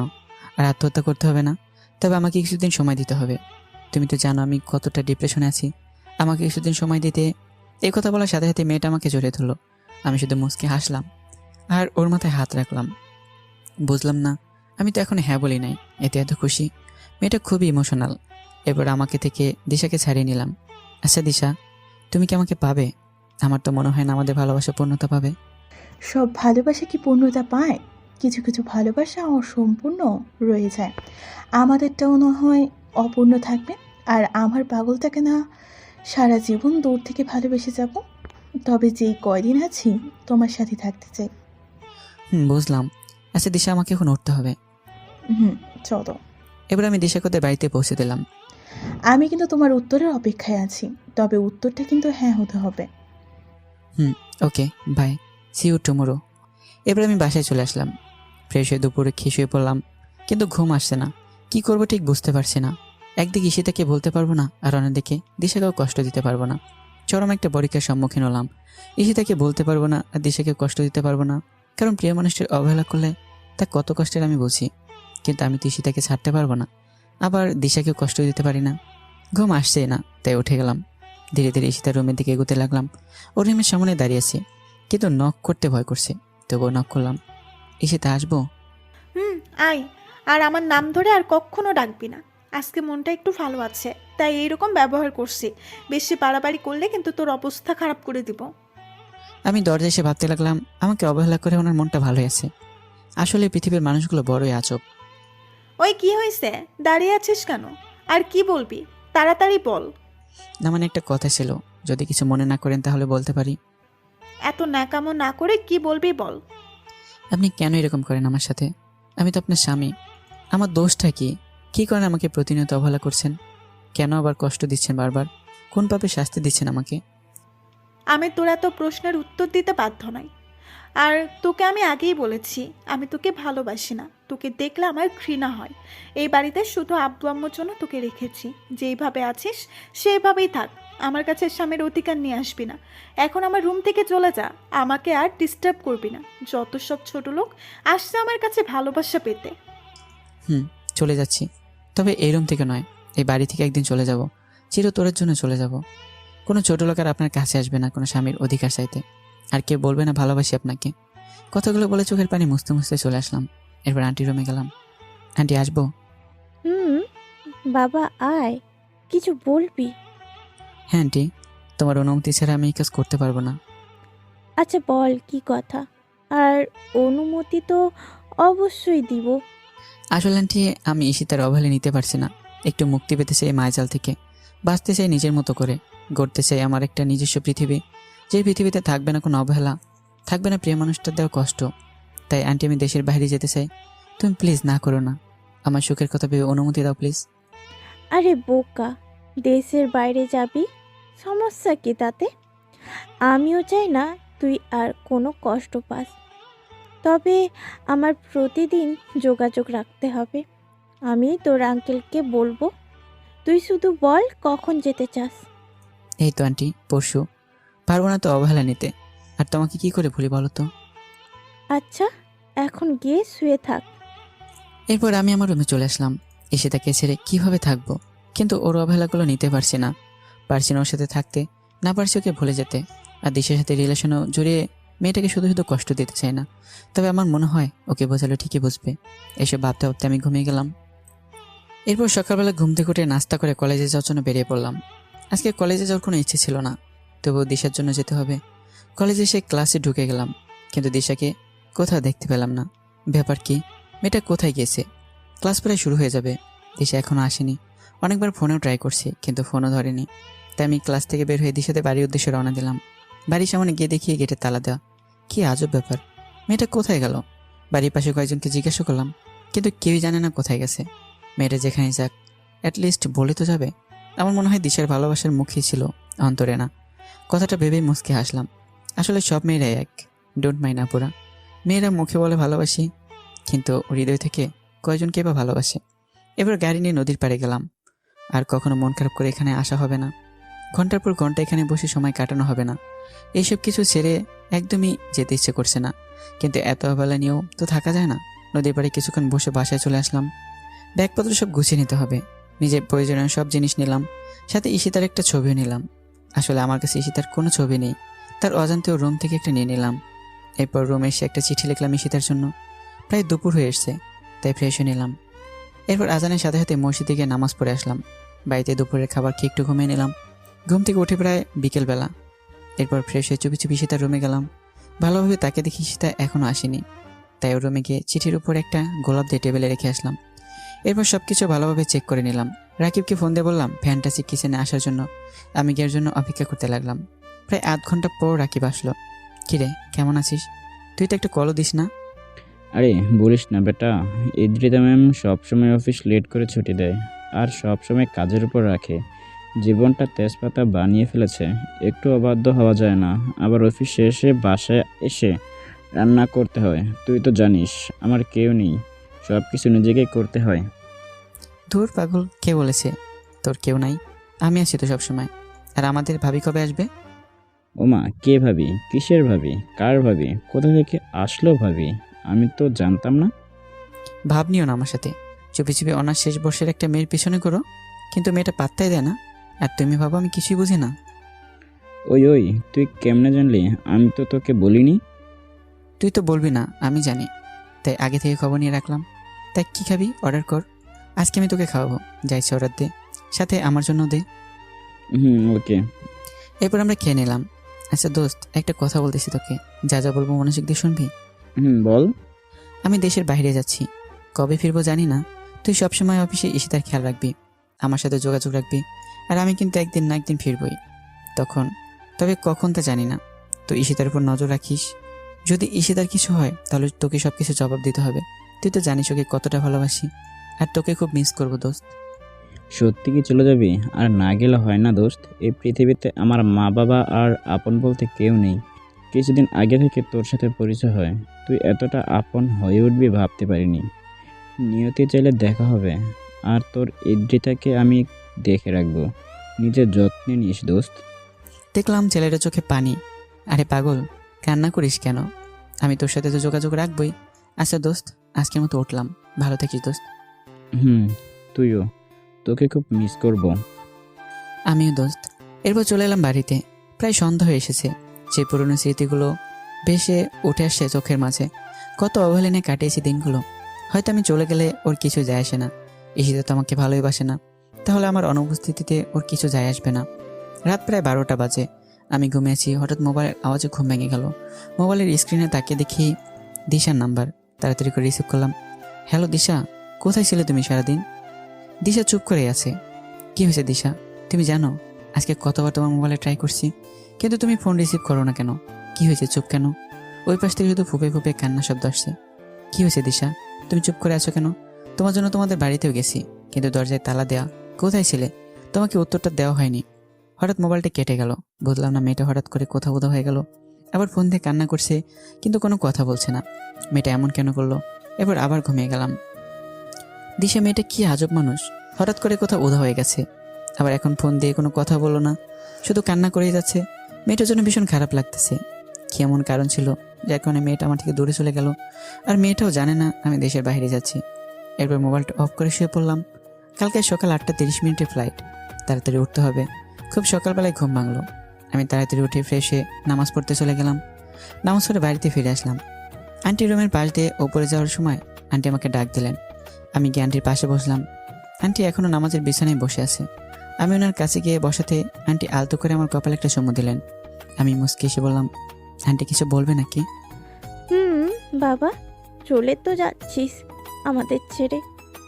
শেষবারের মতো না হয় খাইয়ে দিই নিজের হাতে তোকে।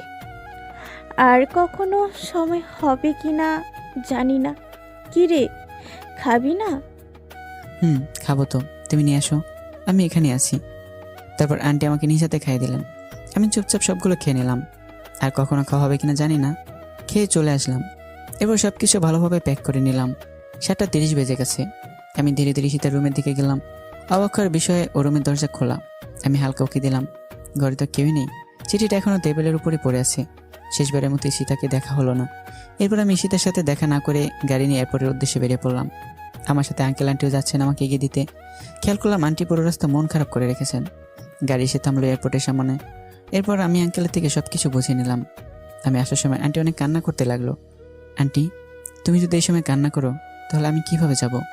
এবার আন্টি চোখের পানি মুছে নিলেন। আমি গিয়ে আন্টিকে বললাম, সময় মতো ওষুধ খাবে, নিজের প্রতি যত্ন নেবে, আঙ্কেলকে দেখে রাখবে, আর আমি তোমার সাথে প্রতিদিন কথা বলবো, তবে ঈশিতা যেন না জানতে পারে। আমার কথা শুনে আন্টি শুধু মাথা নাড়ল। এরপর আমি ওদের কাছ থেকে বিদায় নিয়ে এয়ারপোর্টে ঢুকে পড়লাম।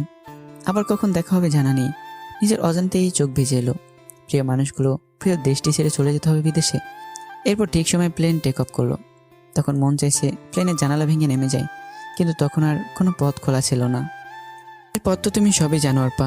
আমার ইংল্যান্ডে আসা, তোমার সাথে পরিচয় হওয়া, পরিচয় থেকে বন্ধুত্ব। আমি তোমাকে কতটা ভালোবাসি ঠিক অনুভব করতে পারছি না। হয়তো আমি ঈশিতাকে যতটুকু ভালোবাসি তার থেকে বেশি ভালোবাসো, আবার এর থেকেও কমও হতে পারে। তুমি জানো অর্পা, আমার প্রতিটা মুহূর্তে ঈশিতার কথা মনে পড়তো। খেয়াল করে দেখলাম মেয়েটা কান্না করছে আমার কথাগুলো শুনে। ওকে সান্ত্বনা দেওয়ার ভাষা আমার নেই। হঠাৎ অর্পা চোখ মুছে আমাকে হাসি মুখে বলল, কি হয়েছে? কেকটা কাটবে না নাকি খালি পেটে থাকতে হবে?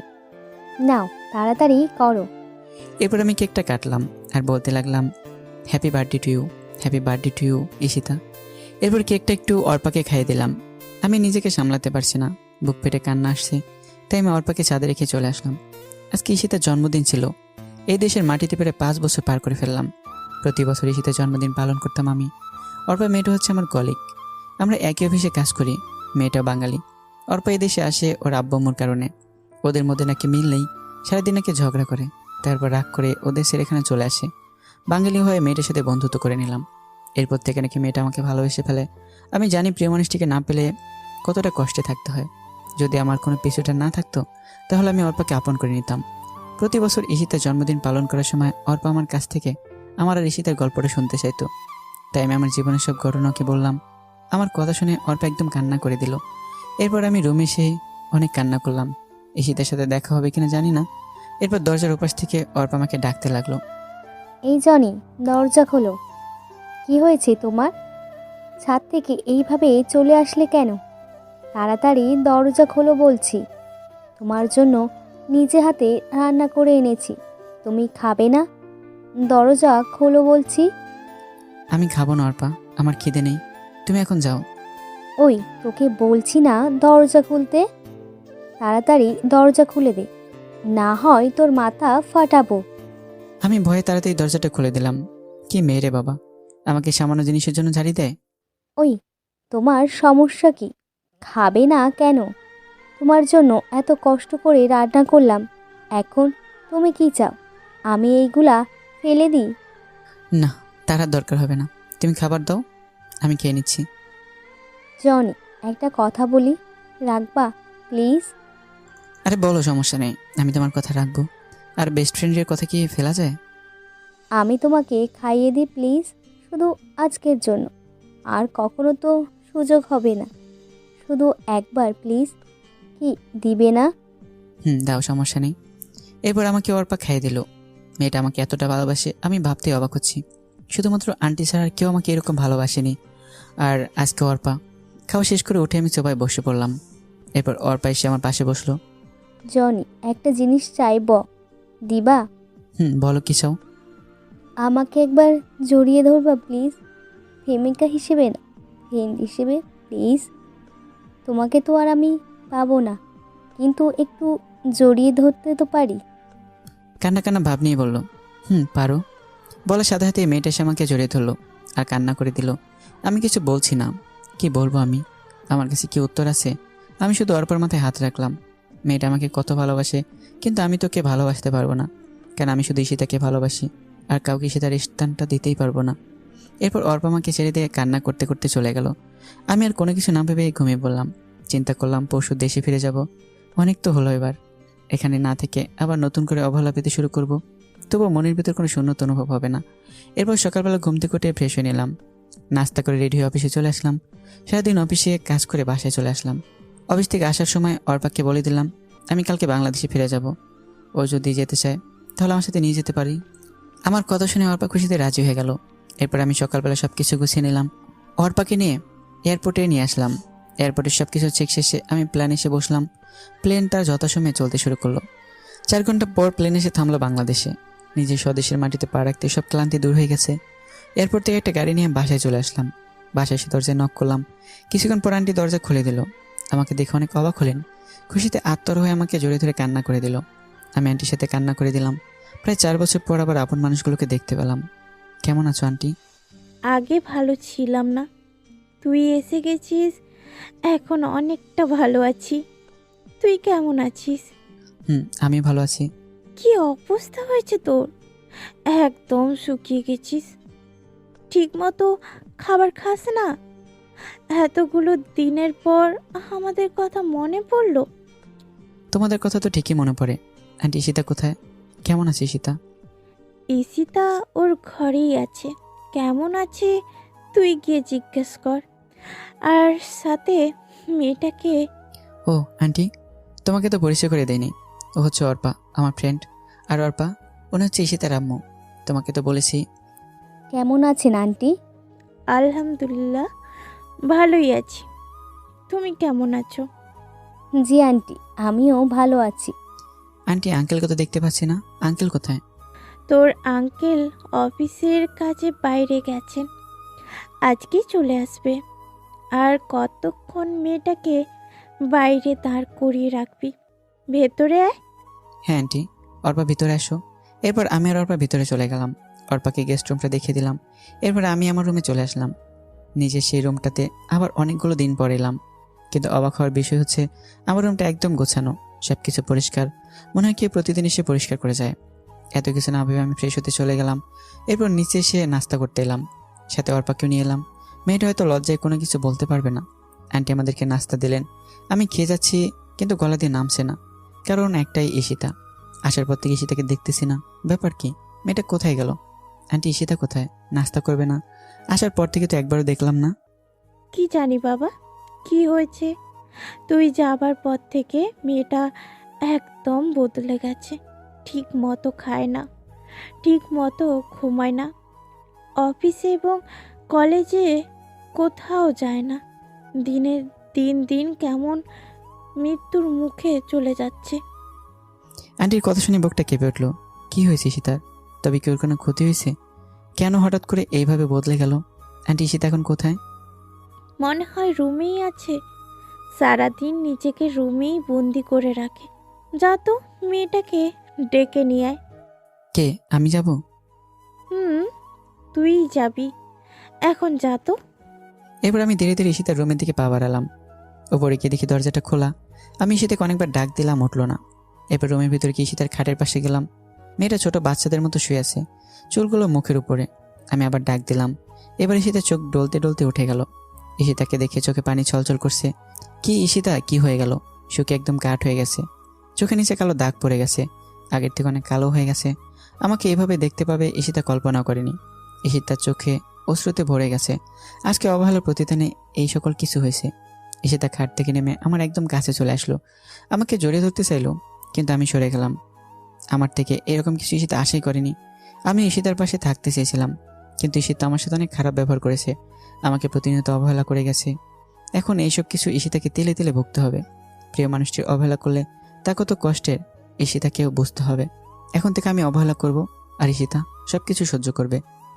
আপনার ক্যান্টিন নিচে খেতে রাখছি, তাড়াতাড়ি আসেন। জনি, দাঁড়াও, তোমাকে। আমি না শুনেই চলে আসলাম, আর ঈশিতা ওইখানেই হাঁটু গেড়ে বসে পড়লো। হয়তো বুঝতে পারছে তার কর্মের ফল ভুগছে, কান্না করতে লাগলো। আমি নিচে এসে নাস্তা করতে লাগলাম। এরপর ঈশিতাও এলো। আমি কিছু না বলে চুপচাপ নাস্তা খেয়ে যাচ্ছি, কিন্তু ঈশিতা নাস্তা না করে আমার দিকে তাকিয়ে আছে। ঈশিতাকে কষ্ট দেওয়ার জন্য আমি পুরোটা না খেয়ে চলে আসলাম।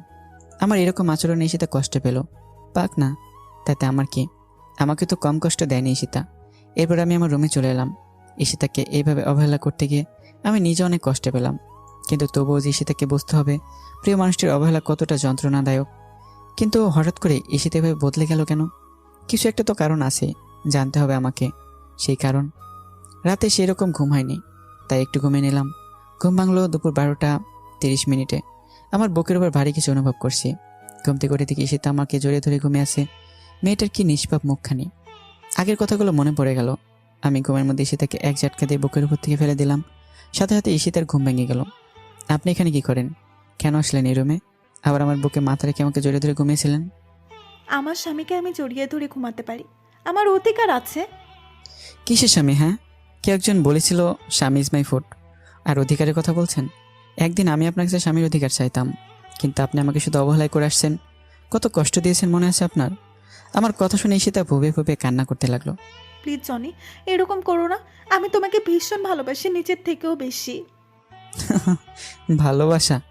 আমি এখন আর আপনাকে ভালোবাসি না। আমার মতো ছোট লোক কাউকে ভালোবাসতে পারে না।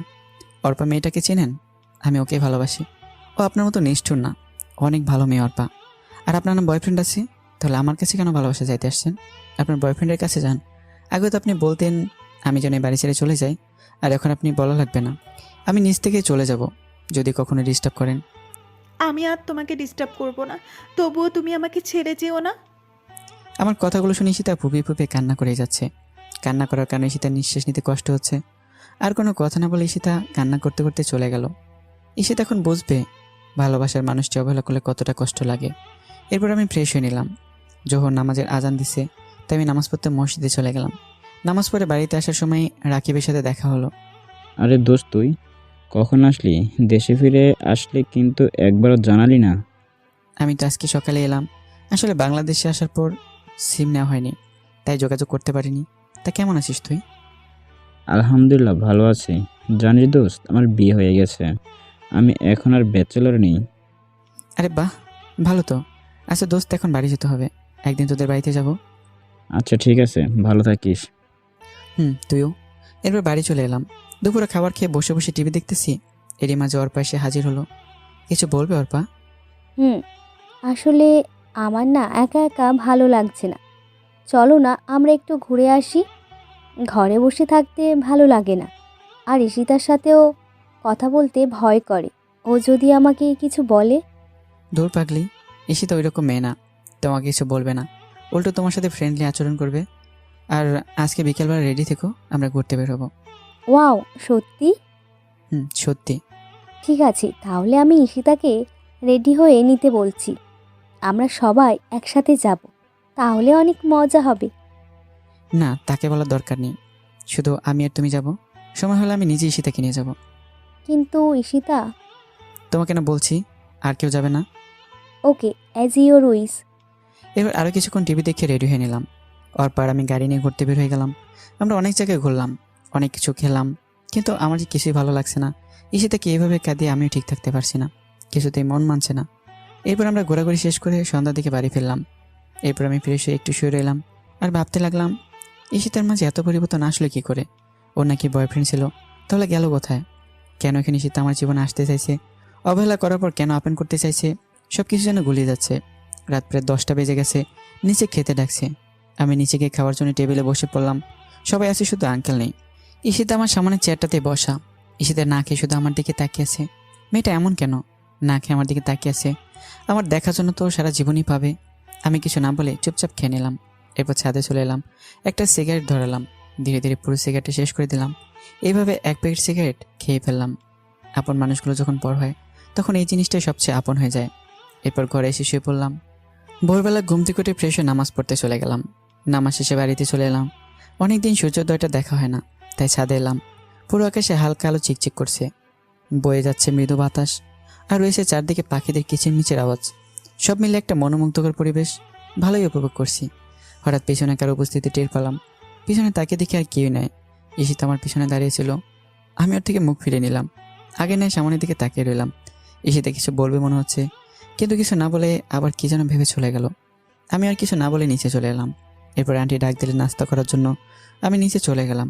আঙ্কেল দেখি উপস্থিত আছেন, হয়তো রাতে বাড়ি ফিরলেন। আমি আঙ্কেলের পাশে গিয়ে দাঁড়ালাম। আঙ্কেল হাতের খবরের কাগজটা রেখে আমাকে জড়িয়ে ধরলেন আর কান্না করতে লাগলেন। আমার এই ভুবনে আব্বুমু নেই, কিন্তু আঙ্কেল আন্টি এখন আমার আব্বুমু। আমি আঙ্কেলকে জড়িয়ে ধরে কান্না করতে লাগলাম। ওনারা না থাকলে হয়তো আমাকে একটা অস্তিত্বহীন জীবনযাপন করতে হতো। এভাবেই চলে আসলি, আমাদেরকে অন্ততপক্ষে একবার জানাতে পারতি। ভাবলাম সারপ্রাইজ দেবো। কেমন হলো সারপ্রাইজটা? অনেক ভালো। এ কি অবস্থা হয়েছে তোর? কেন এমন করিস নিজের সাথে? অন্তত আমাদের কথা ভেবে না হয় শরীরের যত্ন নে। নিজের কথা তো কখনো ভাবিস না। তুই না থাকলে যে আমরা ভালো থাকতে পারি না, কেন বুঝিস না তুই? তোর বাবা মা তোকে আমাদের কাছে আমানত রেখে গেছেন। তোর কিছু হলে ওরা যে কষ্ট পাবে।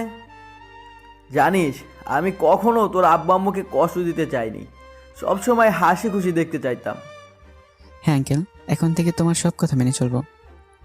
এখন সবাই নাস্তা করতে বসো। আর তোর সাথে যে মেয়েটা এসেছে ওকে নিয়ে আয়, আমরা সবাই একসাথেই নাস্তা করব। আমি গিয়ে অর্পাকে নিয়ে আসলাম।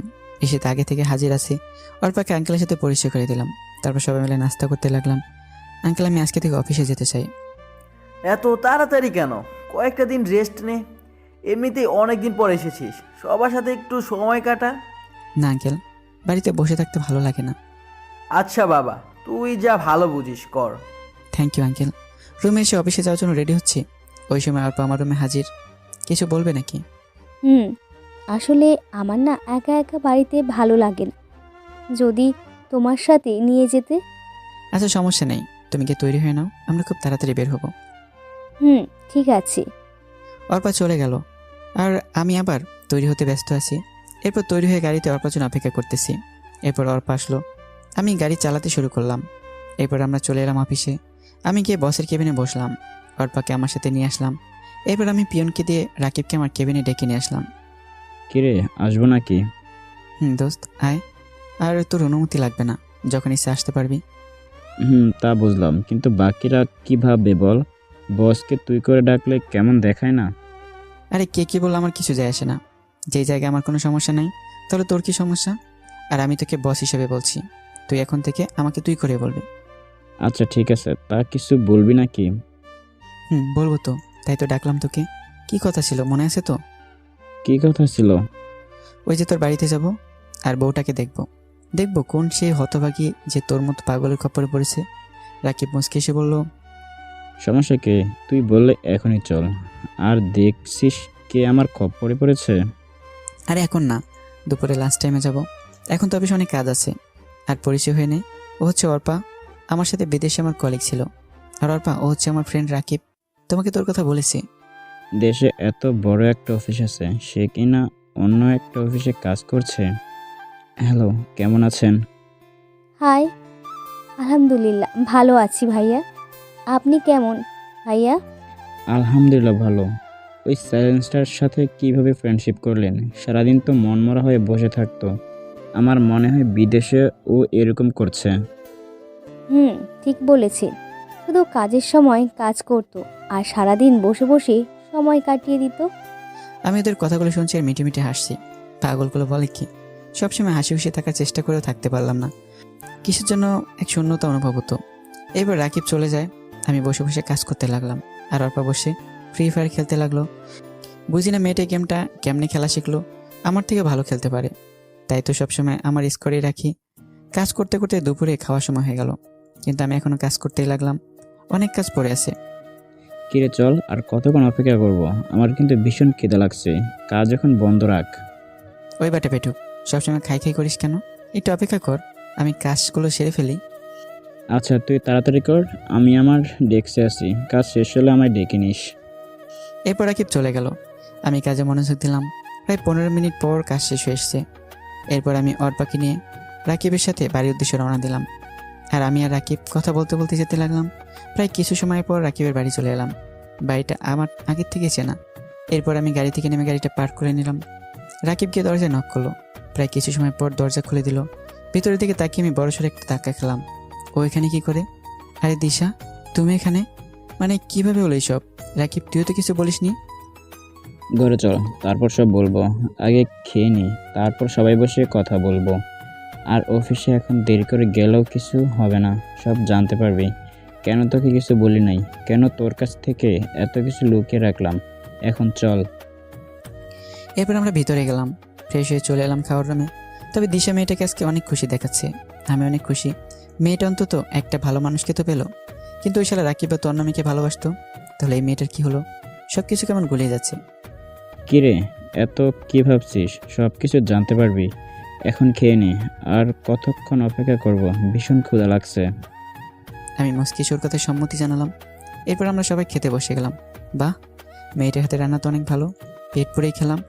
এরপর আমি একটু ছাদে এলাম, হাতে সিগারেট নিলাম, সিগারেটটা দড়িয়ে টানতে লাগলাম। অবশ্য আমি আগে এইসব সাইপাস খেতাম না, এখন কেমন করে যে এই সাইপাসগুলো আপন হয়ে গেছে। হঠাৎ পেছনেকার উপস্থিতি টের পেলাম, তাকে দেখে রাকিব দাঁড়িয়েছে। কিরে, একা একা খাবি নাকি? তুই এত স্বার্থপর কেন? আমাকেও দে, শেয়ার করলে কি হয় তোর? দে না দোস্ত। তুই আবার কবে থেকে এইসব খাস? আগে তো জানতাম না। আর আমি শেয়ার করতে পারবো না। পারলে পুরোটা খা, আমি অর্ধেক শেয়ার করতে পারবো না। আচ্ছা, পুরোটাই দে, আমার এসব অভ্যাস আছে, আগে যে কত খাইছি। আমি পকেট থেকে একটা সিগারেট বের করে দিলাম। শালা জ্বালাতে পারছে না, এখন অনেকে অভ্যাস আছে। কিরে, পারছি না তো। শালা কি সিগারেট দিলি? সেই কখন থেকে চেষ্টা করে যাচ্ছি, কিন্তু কিছুতেই জ্বলছে না। আবাল মার্কা সিগারেট। তুমি আমার কচু জানো, সিগারেট মুখে নিয়ে জ্বালাতে হয়, হাতে রেখে না। ওনার নাকি আবার অভ্যাস আছে, না পারলে খাইস না। তুই পারলে আমি পারবো না কেন?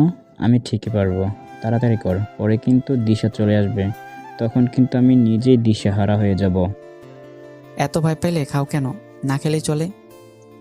আরে ভাই, দিবি তুই? বক বক না করে তাড়াতাড়ি সিগারেট জ্বালা। আমি আর কিছু না বলে এই সিগারেটটা জ্বালিয়ে দিলাম। শালা প্রথম টান দিতে কাশতে শুরু করলো। ও যদি আগে থেকে সিগারেট টানতো তাহলে তো এমন হতো না। বুঝলাম না ব্যাপারটা। এরপর ধীরে আরও একটু শেষ করলো। এখন দিকে রাকিবের চোখ দিয়ে পানি পড়তে লাগলো। আমি বুঝে গেলাম রাকিব আগে কখনো সিগারেট খায়নি। আমি তাড়াতাড়ি ওর হাত থেকে সিগারেটটা কেড়ে নিলাম। মিথ্যা কথা বললি কেন? তুই তো ঠিকমতো সিগারেট টানতে পারিস না, তাহলে কেন এরকম করলি? দেখ তো, তোর চোখ কীরকম লাল হয়ে গেছে। আর খেতে হবে না সিগারেট, তোর পরে ক্ষতি হবে। আমার ক্ষতি হলো, তোর ক্ষতি হবে না? তুই কেন এসব খাস? আমাকে সিগারেটটা ফিরিয়ে দিয়ে বলে দিলাম। না, দিব না। এখন নিচে চল, আমি আসতেছি। কথা বলে আমি আবার সিগারেটটা টানতে শুরু করলাম। রাকিব এসে আমাকে জড়িয়ে কান্না করে দিল। বুঝলাম না ছেলেটার কাহিনী। প্রথমত সিগারেট খেতে না পেরেও মিথ্যা বলে আমার থেকে সিগারেট নিল, কখন আবার কান্না করতে লাগলো। কিটা কান্না করিস কেন? কান্না থামা বেটা। কি হয়েছে বল আমাকে? দিশার সাথে ঝগড়া করলো নাকি? চল আমার সাথে, আজকে দিশার খবর আছে। এত বড় সাহস আমার বন্ধুর সাথে ঝগড়া করে? চল তুই আমার সাথে। দিশা নয়, আমার এই কান্নার কারণ তুই। মানে আমি কি করলাম? কোনো ভুল করলাম নাকি? বলে তাহলে আমি ভুলটা শুধরানোর চেষ্টা করবো। তবু তুই কান্না করিস না দোস্ত। অনেক বড় ভুল করছিস। তোকে নিয়ে আমার অনেক চিন্তা হয়, কখন জানি কি হয়ে যায়। তোকে আমার একটা কথা রাখতে হবে, আমার কসম দিয়ে বললাম। আরে চিন্তা করিস কেন, বলবি তো? আর আমি তো তোর সব কথাই রাখবো, শুধু কি করতে হবে বল। তুই সিগারেট খাওয়া ছেড়ে দে দোস্ত। তোকে হারাতে চাই না আমি। যখন এই শহরে আমার কেউ ছিল না, তখন তুই আমার পাশে ছিলি, নিজের ভাইয়ের মতো আমার সাথে চলতি।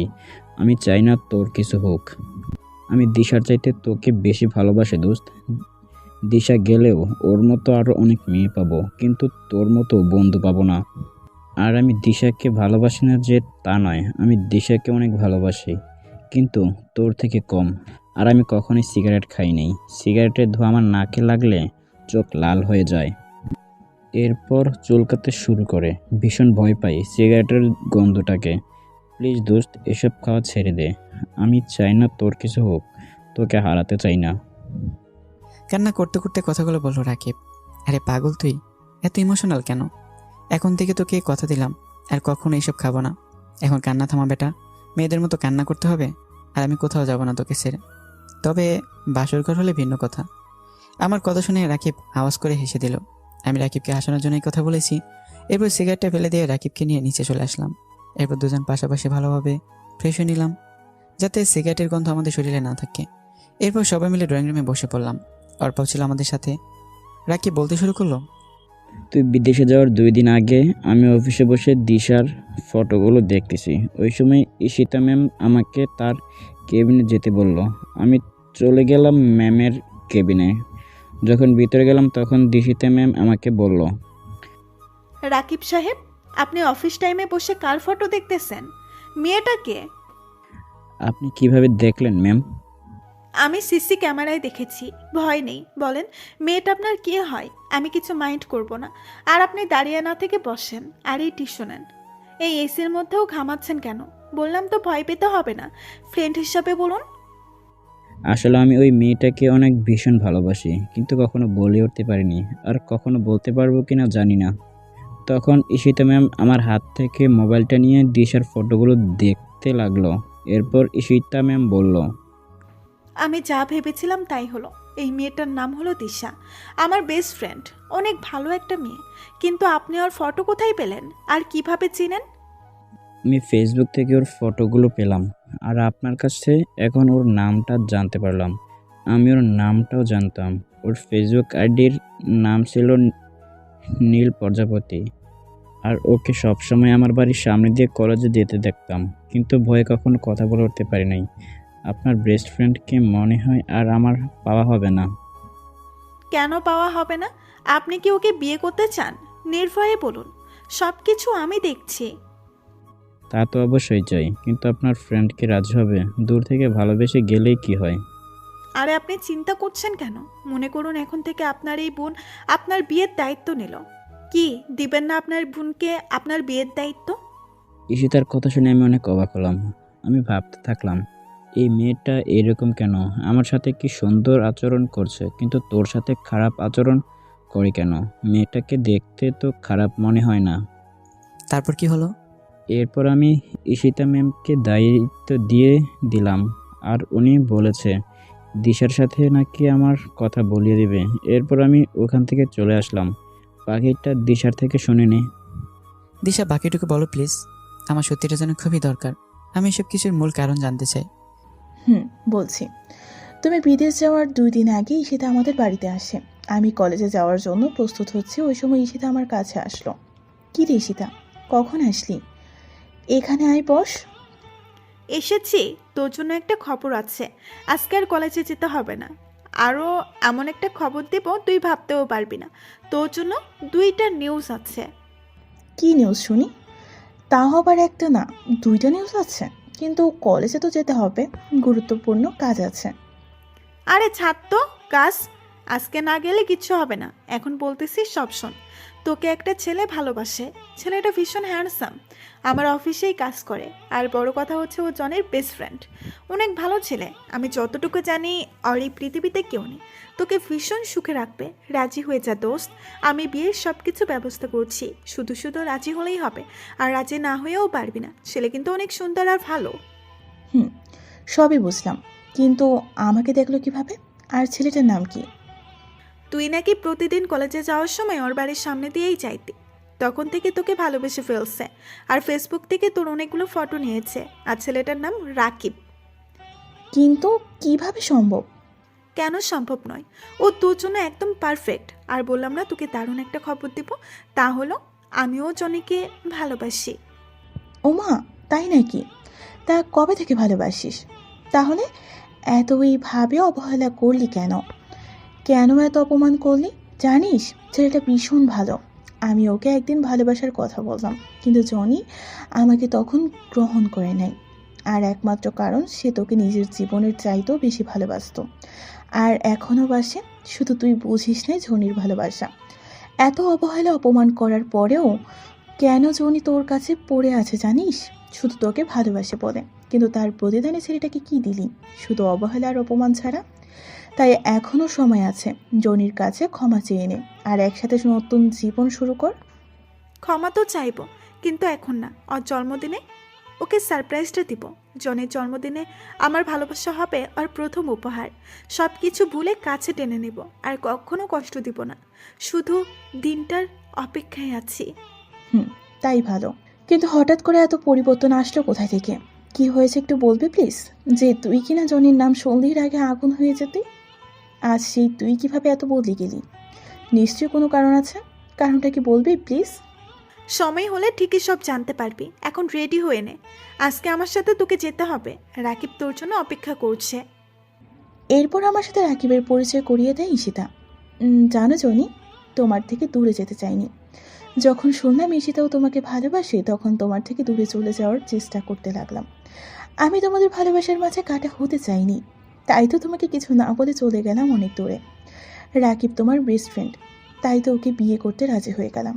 তোমার থেকে বউয়ের অধিকার কখনো পাওয়া হবে না তা আমি জানি, তাই ভাবলাম তোমার বেস্ট ফ্রেন্ডের বউ হয়েই নয়তো থাকি। সবই বুঝলাম, অন্তত তুই তো আমাকে জানাতে পারতি রাকিব।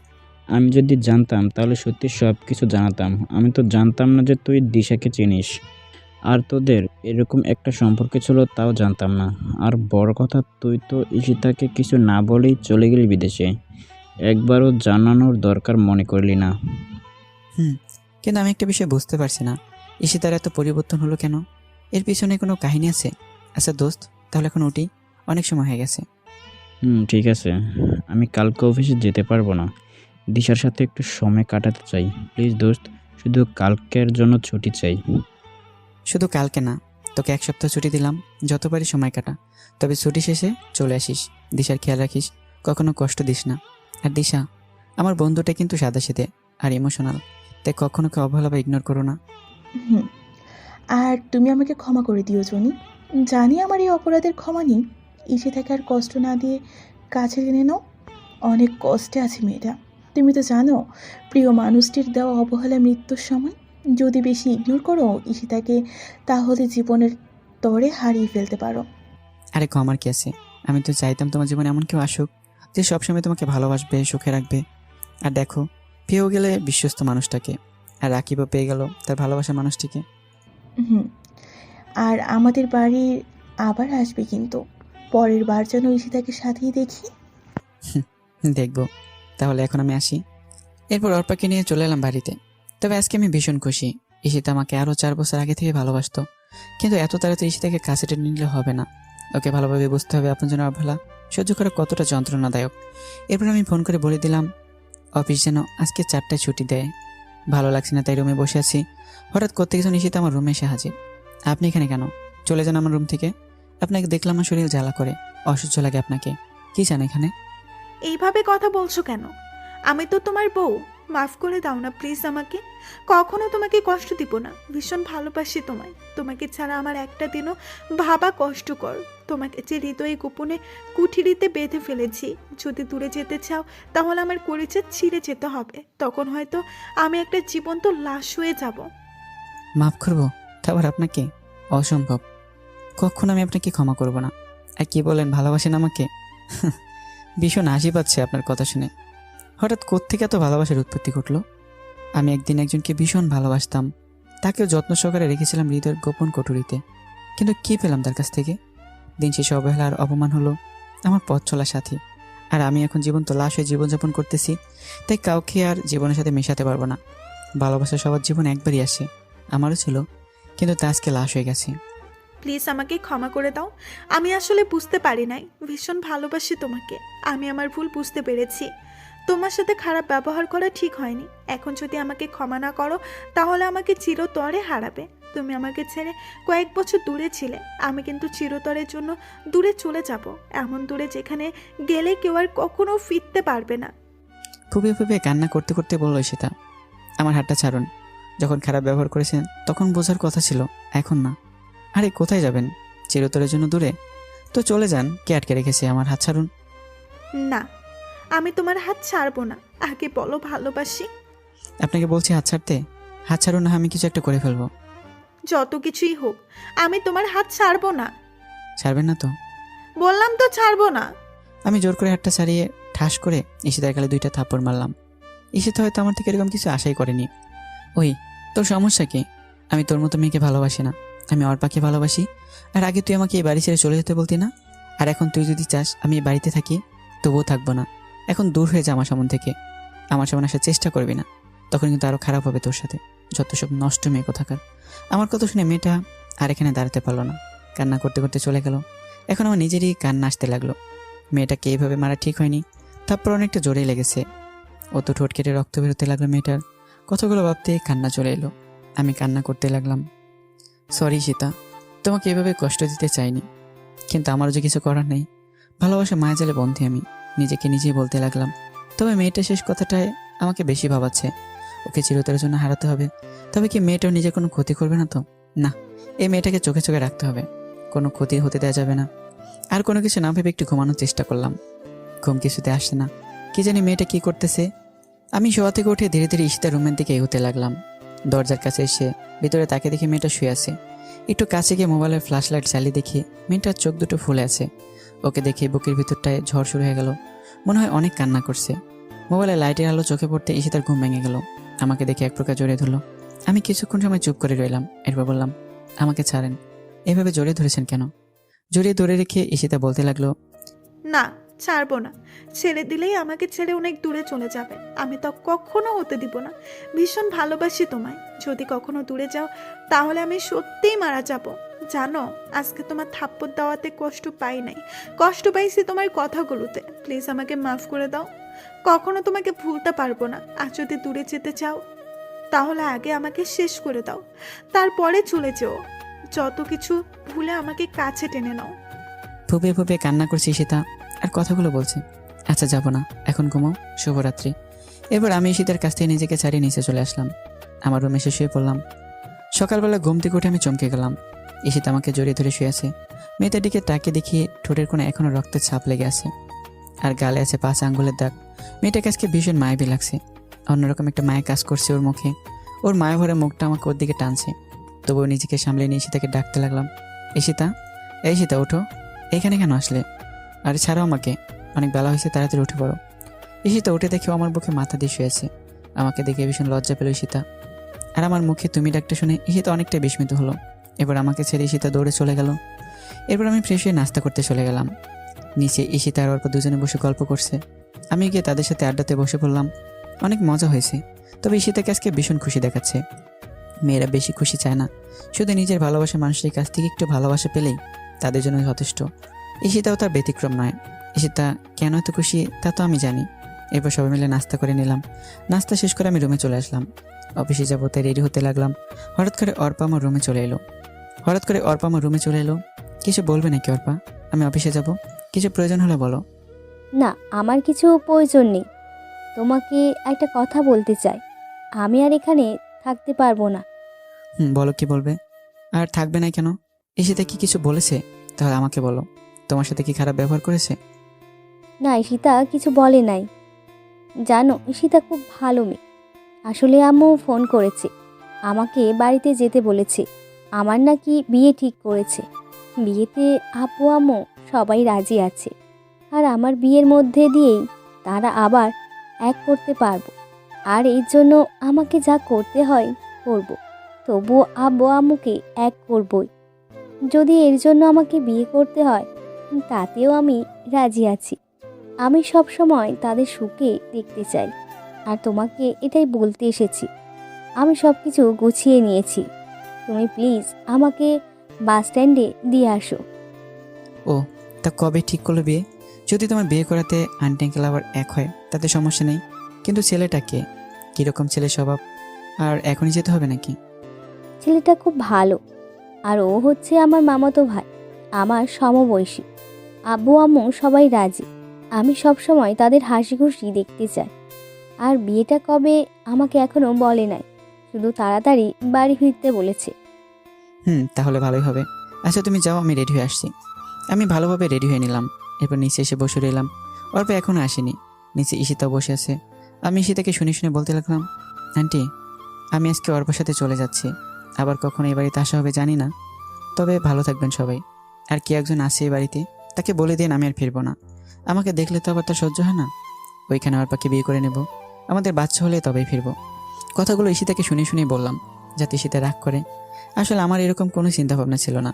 ভাবলাম ঈশিতাকে রাগে অফিসে চলে যাব। এরপর অফিস থেকে আসার সময় তার রাগ ভাঙানোর জন্য যা করতে হয় তাই করব। এরপর আমি আর অর্পা গাড়ি নিয়ে বেরিয়ে পড়লাম। ঈশিতা দরজায় দাঁড়িয়ে আমাদের চলে যাওয়া দেখতে লাগলো আর ফুপিয়ে ফুপিয়ে কান্না করছে। কেউ হয়তো এই কান্না শুনতে পারছে না, কিন্তু আমার কানে ঈশিতার কান্নার আওয়াজ ঠিকই বাজছে। এরপর আমি অর্পাকে নিয়ে বাস স্ট্যান্ডে চলে এলাম। ওর জন্য টিকিট কেটে দিলাম। 10 মিনিট পরে বাস যাত্রা শুরু করবে। মেয়েটা মনে হয় কান্না করছে।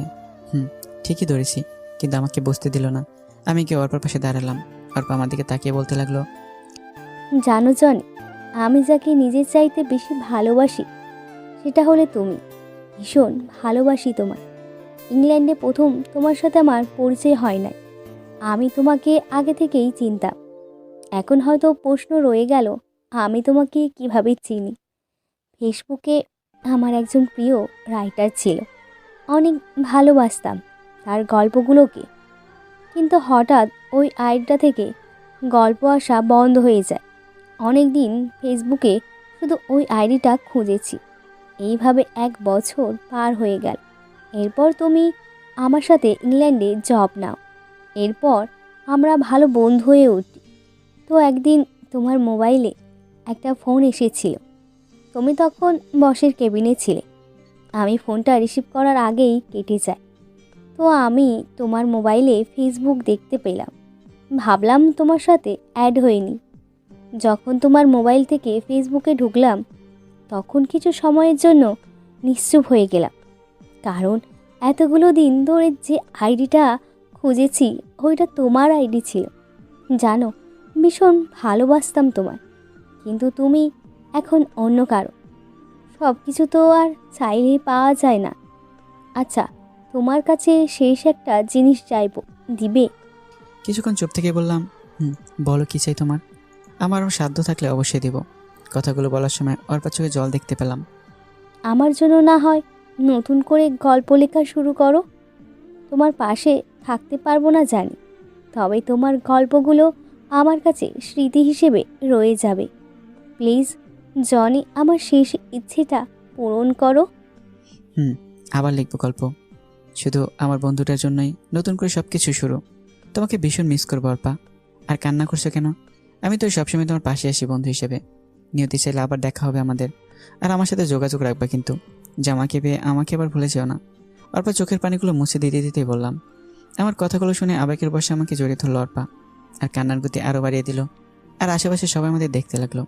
অর্পা কি করছো? সবাই দেখছে তো, এখন ছাড়ো আমাকে। সবাই কি ভাববে? তুমি বিষয়টা স্বাভাবিকভাবে নিলেও অন্যরা কিন্তু স্বাভাবিকভাবে নেবে না। আর তোমার বাসে চলে এসছে। আমাকে ছেড়ে দিয়ে মেয়েটা কান্না করতে করতে বাসে উঠে গেল এবং সময় তার নিয়মে চলতে শুরু করলো। তার সাথে অর্পা আমার থেকে দূরে চলে যেতে লাগলো। চোখের নিমেষে অনেক দূরে চলে গেল একজন প্রিয় মানুষ। শুধু ভালোবাসার মানুষই প্রিয় না, কিছু কিছু বন্ধু থাকে তার থেকেও বেশি প্রিয়। আমি একটা দীর্ঘশ্বাস ফেলে ওইখান থেকে অফিসে চলে আসলাম। অফিসে আসতে মন বসছে না। রাকিবও ছুটিতে আছে, রাকিব থাকলে মজা করা যেত। এদিকে ঈশিতাকে তো রাগিয়ে চলে এলাম। মেয়েটা এখন কী করছে কে জানে।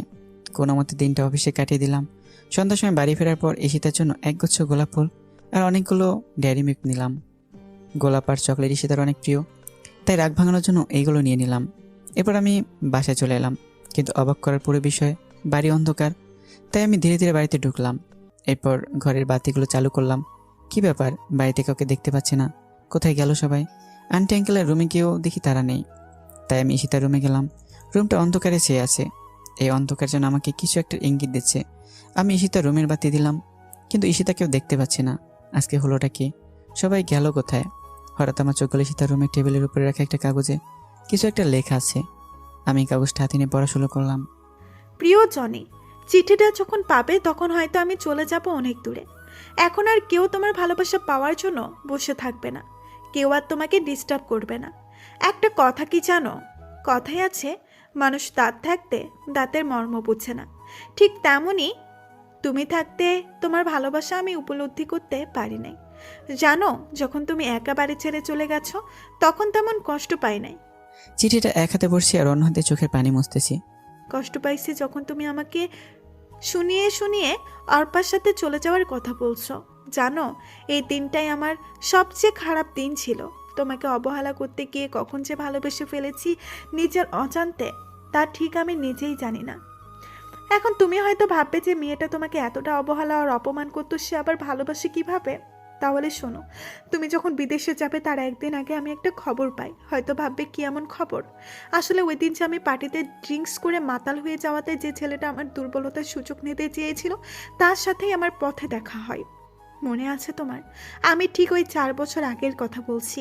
তখন আমি ছেলেটার থেকে সব সত্যি জানতে পারি, আর আমার জন্য তুমি আমার ইচ্ছেটা পূরণ করলে। আসলে আমি ঘোরের মধ্যে থাকাই কিছুই বুঝতে পারি নাই। আমি ভাবলাম তুমি আমার সাথে মিথ্যা কথা বলে আমার সব কিছু কেড়ে নিতে চেয়েছ। এরপর যখন তুমি বাড়ি ছেড়ে চলে যাও, ওই দিন তেমন কষ্ট পাই নাই, কারণ তখন তুমি কোনো মেয়ের সাথে চলে যাচ্ছ না। কিন্তু আজকে অনেক কষ্ট পাইছি। আজকে তো অর্পার সাথে চলে যাচ্ছ। এখন হয়তো ভাববে এত কথা বলার মানেটা কি। একটা মানে অবশ্যই আছে, আর তা হলো আমি তোমার থেকে চলে যাচ্ছি অনেক দূরে। আমি বিষ খেয়েছি। এই দেখো, একদম কান্না করবে না। অর্পা মেয়েটা খুব ভালো, তোমার ভালো খেয়াল রাখতে পারবে। আমাকে যদি ভালোবেসে থাকো তাহলে কখনো নিজেকে কষ্ট দিবে না। সব সময় হাসি খুশি থাকার চেষ্টা করবে, আব্বু আম্মুর খেয়াল রাখবে আর নিজের প্রতি যত্ন নিবে। ইতি। তোমার ঈশিতা। চিঠিটা পড়ার পর জন্য একটা ঘোরের মধ্যে ছিলাম। সব কিছু যেন মাথার উপর দিয়ে চলে গেল। চোখ থেকে টপ টপ করে পানি ছুটতে লাগলো। চোখের পানিগুলো চিঠিতে পড়াতেই চিঠিটা ভিজে ছিঁড়ে গেল। আমি বসে পড়লাম খাটে। সব কিছু এখন কল্পনা মনে হচ্ছে। মনে হয় আমি স্বপ্ন দেখছি। কেন এমন করলে সীতা? এতগুলো দিন অপেক্ষা করলে আমার জন্য, আর শুধুমাত্র আজকের দিনটা অপেক্ষা করলে কি হতো? আসলে তুমি আমাকে কখনো ভালোবাসোনি। যদি ভালোবাসতে তাহলে আমাকে ছেড়ে যেতে না। আসলে কি জানোই সীতা, সত্যিকারের ভালোবাসাগুলো খুবই অসহায়। শুরু হয় যদিও সুখের মাঝে, কিন্তু শেষটা হয় দুঃখের। ভালোবাসি তোমায় সীতা, খুবই ভালোবাসি। এইভাবে একা করে না গেলেও পারতে। কথাগুলো বলছে এমন সময় মাথাটা ঘুরে উঠলো, চোখগুলো ঝাপসা হয়ে আসছে। মনে হয় আর কিছুক্ষণ পরে চিরতরে চোখ দুটো বন্ধ হয়ে যাবে। এরপর কি হলো ঠিক মনে নেই। এরপর নিজেকে আবিষ্কার করলাম হাসপাতালে। চোখগুলো ঠিকমতো খুলতে পারছি না। ধীরে ধীরে চোখ খুললাম, কিন্তু কাউকে দেখতে পারছি না। এরপর একজন ডাক্তার আসলেন। অভিনন্দন। আমি বড়কুসকে ডাক্তারের দিকে তাকালাম। ও, আপনি তো জানেন না। অভিনন্দন এই কারণেই দিলাম, আজকে 47 দিন পর কোমা থেকে ফিরে আসলেন। আপনাকে 50 দিনের সময় দেওয়া হয়েছে। যদি 50 দিন পর কোমা থেকে না ফিরতেন তাহলে কখনো ফিরা হওয়ার হয়তো হতো না। আপনার ভাগ্য ভালো ছিল আর আল্লাহ তাআলা সহায় ছিলেন। সবই বুঝলাম, কিন্তু আমার বাড়ির সবাই কোথায়? হঠাৎ করে মাথাটা চক্কর দিয়ে উঠলো। পরক্ষণে আগে সব কথা মনে পড়লো। আচ্ছা ডাক্তার, কেউ আসেনি আমার খবর নিতে? ছিল তো। আপনার সমবয়সী একটা মেয়ে ছিল, প্রতিদিন আসতো আপনাকে দেখতে। ঘন্টার পর ঘন্টা দাঁড়িয়ে থাকতো আপনার বেডের পাশে আর কান্না করতো। আজকে কি সেই মেয়েটা এসেছে? না, এখনো আসে নাই, তবে প্রতিদিন এই সময়ে আসতো। আজকে কেন দেরি করছে বুঝতে পারছি না। আচ্ছা, এখন আমাকে যেতে হবে। আর হ্যাঁ, আপনার চলাফেরা একদম বারণ। একদম চলাফেরা করার চেষ্টা করবেন না, কারণ আপনি এখনও ঠিক মতন সুস্থ হয়ে ওঠেন নাই। Take care. ধন্যবাদ ডাক্তার। এরপর আমি বেডে শুয়ে রইলাম আর ভাবতে লাগলাম কি থেকে কি হয়ে গেল। কিভাবে নিয়তি আমার সাথে এইভাবে মন নিল। নিভে গেছে সব আলো, সব ভালোবাসা। কতগুলো ভাবতে গিয়ে চোখের কোণে পানি জমে গেল। এরপর হঠাৎকার উপস্থিতি টের পেলাম। সামনের দিকে তাকাতে হা হয়ে রইলাম। আমার পৃথিবীতে আবার আলো জ্বলতে শুরু করলো। আমি শুধু চেয়ে আছি। কি হলো মিস্টার, হাঁ করে তাকিয়ে আছেন কেন? ভূত দেখলেন নাকি? তুমি? আমি আমার কিছু না বলেই বেড থেকে উঠে যাওয়ার জন্য হাতে যে স্যালাইনের পাইপ ছিল সেটা টান দিয়ে খুলে ফেললাম এবং উঠে সীতাকে জড়িয়ে ধরতে গেলাম, কিন্তু আমি সক্ষম হলাম না। ঠিকমতো না হাঁটতে পারায় পড়ে যেতে লাগলাম। ঠিক তখন ঈশিতা আমাকে ধরে ফেলে। এরপর আমাকে নিয়ে বেডে বসিয়ে দেয় আর ঈশিতা আমার পাশে বসে। আমি সাথে সাথে ঈশিতাকে জড়িয়ে ধরে কান্না করে দিলাম। আর কি হচ্ছে কিছুই বুঝতে পারছি না। ঈশিতা আমাকে জড়িয়ে ধরলো। এই পাগল, কান্না করছো কেন? আমি তো এখানেই আছি। এই দেখো, তোমার ঈশিতার কিছুই হয় নাই। তোমার ঈশিতা তোমারই আছে। আমি এক প্রকার কান্না করতে লাগলাম। আরে কান্না করছো কেন? ভালোবাসি তোমাকে, কখনো কি ছেড়ে যেতে পারি? তাহলে এরকম করলে কেন? আর চিঠিটার মানে কি? প্লিজ আমাকে সব কিছু খুলে বলো। এখনো জড়িয়ে ধরে আছি। আসলে চিঠিটা মিথ্যা ছিল। তোমার অবহেলা নিতে না পেরে আম্মুর সাথে পরিকল্পনা করে এই মিথ্যা নাটকটা সাজিয়েছি। আসলে এত কিছু হবে জানা ছিল না। এরকম না করলেও পারতে। যাও, ভালোবাসি না তোমাকে।